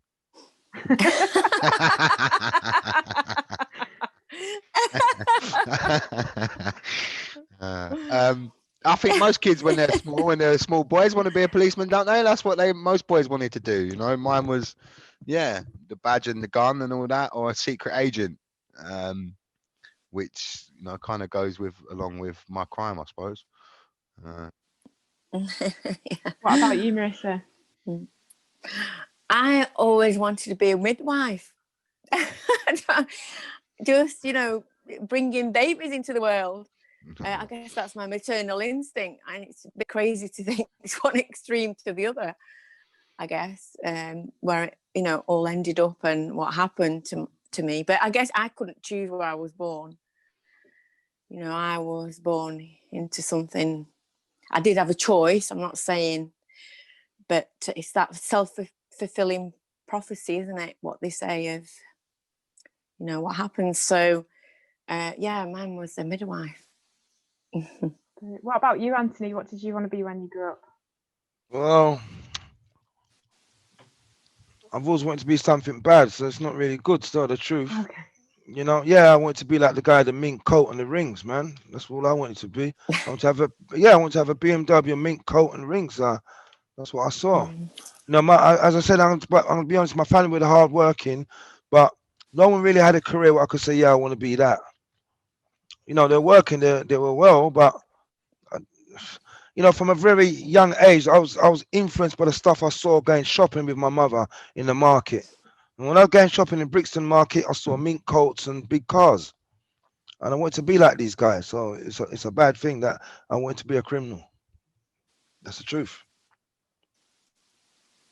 What about you, Adam? What did you want to be when you grew up? That's a good question, actually. I think I wanted to be some sort of artist, just exploring the world and making stuff about it. And I have to say that since I discovered that this is my subject, I'm totally feel like I've achieved that. But, you know, this is a very good example of the fact that you've got Anthony, Marisa, and Tony. You've got three completely different people with completely different pathways into crime. And I think that, you know, I'm seeing a lot of the questions about are criminals rational actors, and is it about, are people more impulsive? And I think that if there's one thing that, there's a really good term which I discovered recently, which is neurodiversity. We all have different brains, you know, and it's just because people are on one side of the law or the other side of the law doesn't make any difference. We all had different dreams as children. We were all different types of children. I know that Anthony, you know, had ADHD as a child, and that in a different environment could have manifested itself differently. You know, he might have become an architect because there's a lot of ADHD people in a very nurturing environment go on to creative industries. ADHD in the sort of environment where Anthony grew up is very commonly takes people down the pathway to prison. So, you know, I think we really have to stop labeling criminals and crime as one thing. It's not. everybody's different, just the same as they are on the other side of the law. And there's different reasons that they get into this. And we need to treat people as individuals and not as criminals. I really agree with that, Adam, because obviously I keep talking about my environment and stuff, and that's not to blame, because there's many people from my environment who's become doctors, you know. I know a lawyer, a school teacher, and they grew exactly the same as me, went to the same school as me and everything else. But again, as you said, there's other factors to someone like me, you know. I said that you know, getting kicked out of a class, I couldn't read and write. I felt detached, even though I had love at home. I felt I had no love outside of the house. You know, I wanted to fit in, and there's many things. So everyone is an individual, even though, you know, some of us might come from the same estate or the same street and go to the same school, but we're still individuals. Yeah. Yeah, and people say, well, I went to that school and I didn't become a criminal, so you must be a bad person. It's not that. That's right. You didn't have ADHD. That's right, because as I said, yeah, all the other factors what go with it as well. Yeah, that's why what makes a murderer, if you ain't watched it, all the audience go and watch it. It's going to open your eyes to everything, a lot of stuff. Yeah. Available on 4OD right now. Yeah. We should have had an advert break then, I think. So I've got a question for you, Adam. Many of this person's classmates at university are studying to be in the media, but they're taking criminology. What would you recommend to criminologists to encourage them to share true stories, but not the story just for views? Sorry, what is the question? How to get? What should they do to get involved? To be able, I assume, to be able to share the story authentically and not just for not just for views. Well, I would say that the media is an add-on. You know, first of all, you need to have something to say. So the fact that you're involved in criminology is actually much more interesting than the fact that you're in the media. The media is only your mouthpiece. That's your trumpet. Whether you're a painter or a writer or a musician, you're a storyteller. So do the criminology, find out what it is you're passionate about and what you want to say, and then go about getting involved in the media, which is relatively straightforward. Brilliant. Tony, do you think there's anything that could have intervened when you were younger to change your path? Again, we've spoke about this loads of times, Nick, of, you know, what happens if I would have had a normal upbringing? Would you have changed? I think probably, yeah. I think if I would have had the education, just like what Adam was just saying, in a right way, changed so I had ADHD too, but it gets you doing loads of other different stuff and gets you all crazy and running around. And if everyone else around you is doing that similar sort of stuff, then that's what you do. But with ADHD, it makes you want to go a step further, right? It makes you want to do things a bit different, or always try and stand out, or be, you know, and that's all part of that stuff that you've learned, that social part of you that's become as you're growing up through it. So I think if I would have had a bit of structure, maybe, you know, when I actually was thrown out of school and I had a home tutor, you know, I knuckled down quite well and I understood maths very quickly. I've always been quite good at maths, and you get it. So maybe, who knows? I wanted to be an accountant. I definitely couldn't have become an accountant when I left school, because that's just, you know, that was impossible. It's just too boring for numbers for me. It's just not something I could have done. But the intention was there, I suppose, and I just never got that real structure of being sat down, told to read, told to do stuff in that way. I never had that. So maybe. I just want to go back to I've got to rewind. This was for you as well, Tone. So, for everyone, I've got to go back to the rap music, you know. I've got to go back to that because there's different genres of rap. And so, you know, I've got to clear it up. You know, you got conscious rap. You know, you got rap that can tell you about your history. You know, so there's different genres of rap and different storytellers. So let's not just put rap into one basket and say rap is bad, rap is all grime, rap is all about knives and guns, because it's not. I've got to get that to the audience, because I do listen to rap. I listen to Nas and many more rap. You know, I've learned a lot from them. And I'm crime free. No, but I mean, if everyone was listening to Dolly Parton and Jolene, is everyone going to run away and steal everyone's wife or husband? Is that what's going to happen? It's true. Yeah. I'm just, it's just there, you know. Yeah. It's obvious stuff. That's right. So, Marisa, somebody has asked if you are thinking about becoming a professor to teach students on criminology and Italian culture. Maybe. Maybe. I'm just having a break for now. I've done my honours and possibly, who knows, in the future.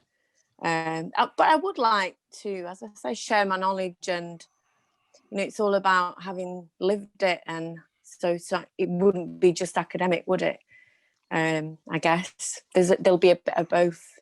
But thank you for asking that, and maybe, who knows? I would say I'd like to add something to that, that if I have my way, that will happen. I'm desperate for Marisa to be my PhD student and work alongside me.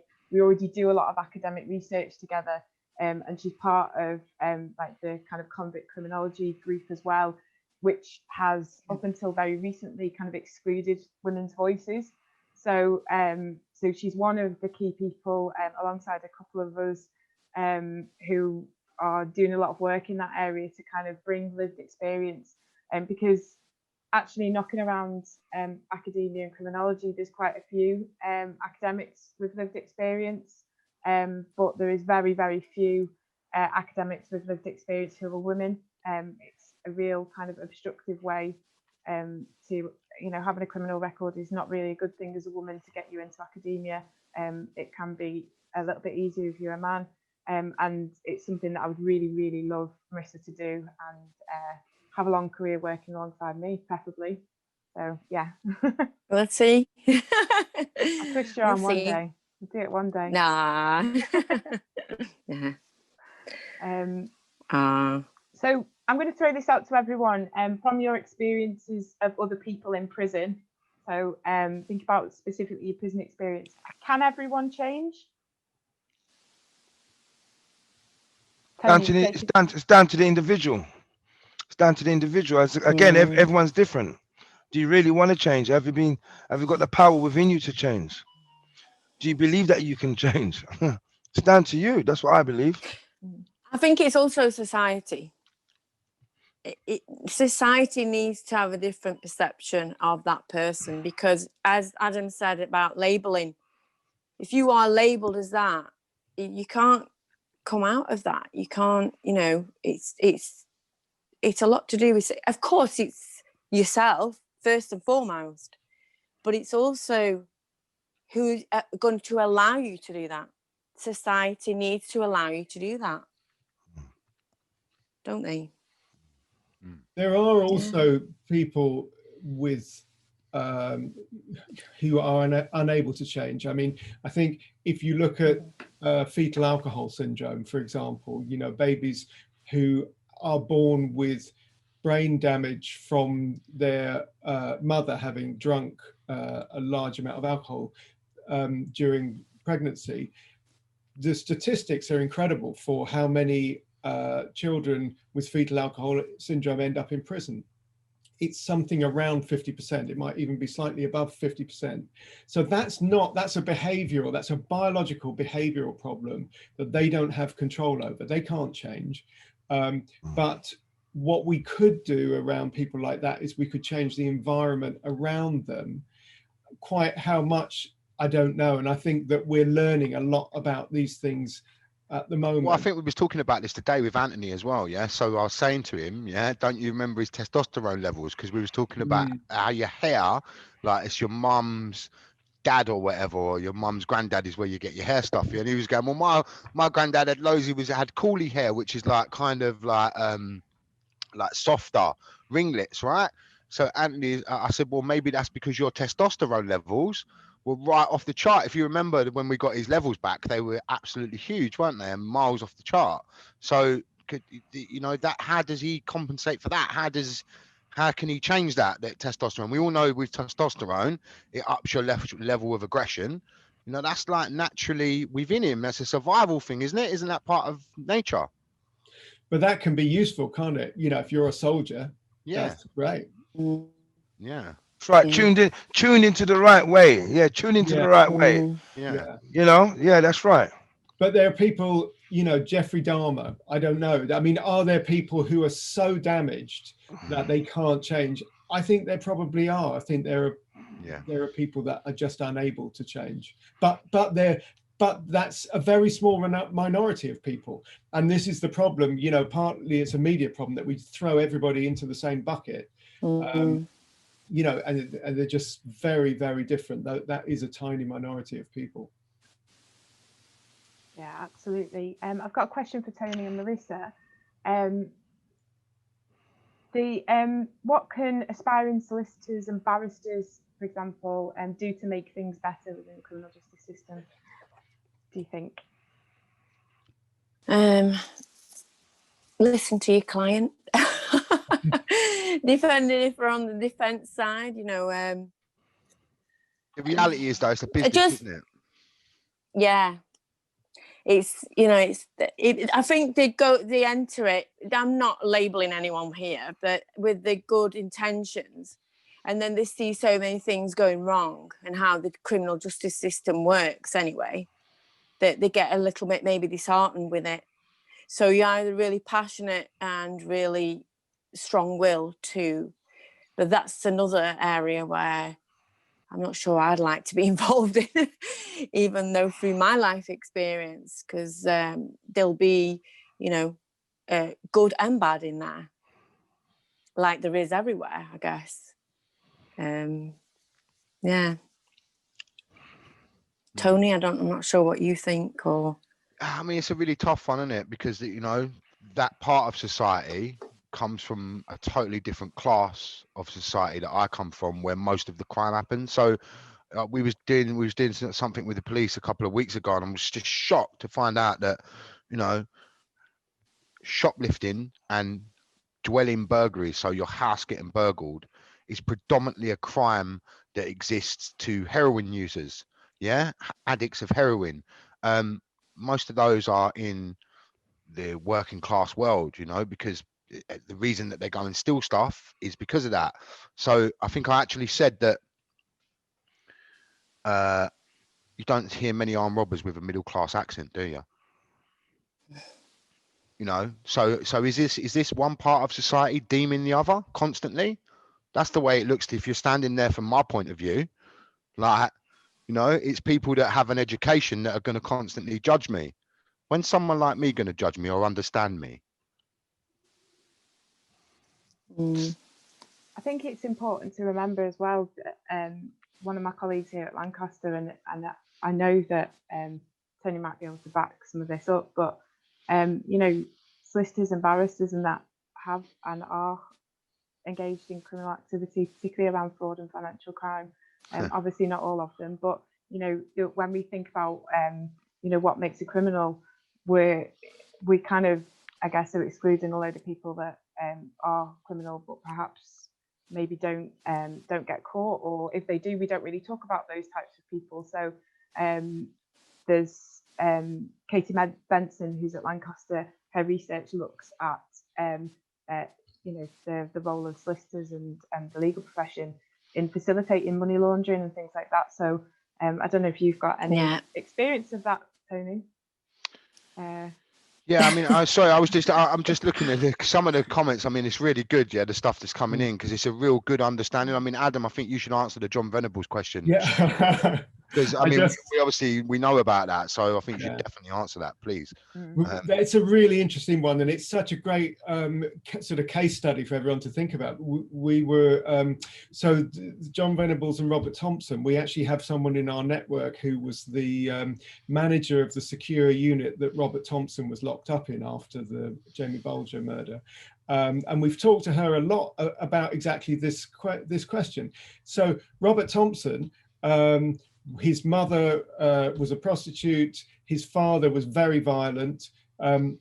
Before that crime happened, he was absent from school for 6 months, and he was failed by his school and by the by social services. He was just a missing child.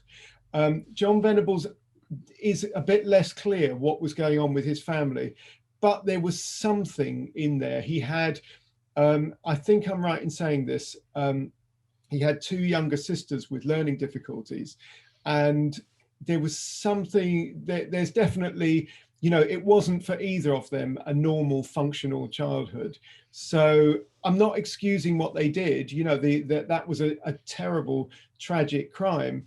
But these are not normal childhoods. These are kids who have had very, very bad experiences, and we can't say they were born evil. And we can't, you know, that's just too simple. It's a simplistic answer, and it doesn't get to the root of what really happened. It doesn't prevent it from happening again. Yeah, I think crime happens, you know, crime happens because of poverty. You know, it happens to the people that are in poverty, yeah, by the people that are in poverty. Yeah, like, you know, kleptomaniacs is a mental disease, going back to what they say earlier, and that can affect anyone in any class, right?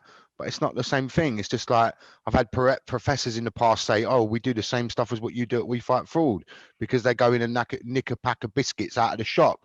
They think it's the same explanation as what we're going to explain of how we look at stuff, but of course it's always different.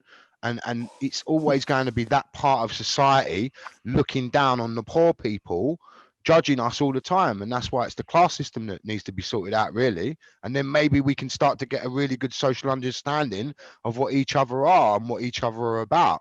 Because, you know, just because you read something out of a book doesn't mean you're educated. Come to the hood and learn about education if you want to know what really happens. Yeah, it doesn't mean that you're smart because you read out of a book. It means you just learned what someone else taught you. What life experience have you got?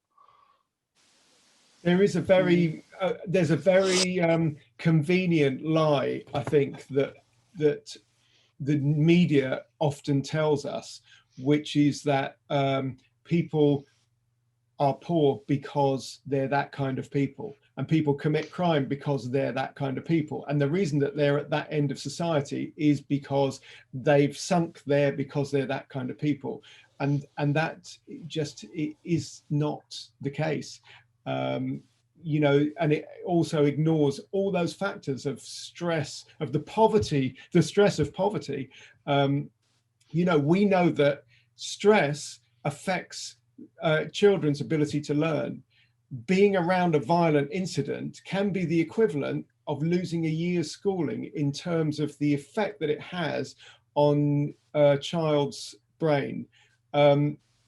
Being around, just being poor, being not able to meet the rent, you know, not being able to know where meals are coming from is incredibly stressful. These affect outcomes, and these are things that we have to take into account when we look at how a person goes on that journey to ending up, you know, with bad outcomes. Talking about poverty, it says on there, most legal teams are only interested in your case if you have money. Otherwise, they just told people to plead guilty. What do you reckon? Dominations of the poor. Well, you don't even get legal aid anymore, do you, really? Is that right? Yeah. No, I mean, obviously, I've not been in that system. You know, for a long time, yeah. Get, you know, you don't. So what are these people meant to do? So unless you have got money to defend yourself, you know, what about the crimes? You know, someone goes out, has a fight, you know, a fight, kerfuffle on the floor, bangs her head, dies, and you're on a manslaughter. So if you don't have enough money, what happens then? You used to be able to get legal aid, but if you don't qualify now, what happens to these people? So you get the state funded in some way, and you go guilty because you can't defend yourself. That's not right, is it? It's not right. It says that you have to pay for a trial now. Really? Yeah. Well, mine cost millions, so I don't know how I would have paid back then. So you get a duty solicitor. Sometimes they're tied to the. Sometimes they say they're tied to the police and stuff like that. But it's getting harder to prove your case when you go to court. That's basically what someone in here is saying. Yeah, I think I just want to say thank you to everyone who's asked all these brilliant questions. We're not going to get through them all, which is a shame, because we need to kind of begin to wrap up. But we started today's session with the question, what makes a criminal? And I think that through the expert knowledge of our four speakers, actually we've realised that it's a far bigger question than we could ever hope to answer on on a 2-hour kind of seminar Zoom call. However, we've shown that and we've discussed things like biological issues, where you grew up, the people that you had around you, your education, kind of your brain makeup, all these different kind of factors, socioeconomic factors, also around access to justice, where your class position in society, all these different things will work together in an intersectional way to decide kind of what the outcome will be in each of your cases. And I don't think we can ever look at someone and say it's simply that some people are bad and that some people are good, because actually it's far more complex than that. And I think that what our speakers tonight particularly have shown, and I thank all four of you, is that whether you have been criminal or not, that's not deterministic. All three of the panel, Marisa, Tony and Anthony, are doing amazing things in the world that are really changing people's futures, changing people's lives in their own way, to kind of divert people away from what the experiences that they had, and kind of reduce trauma within societies. And actually what they're doing is mobilizing their lived experiences in ways that it's actually it's helping and making society far better. Just a criminal record is not determinist, does not determine who you are. It doesn't determine who you're going to be in the future.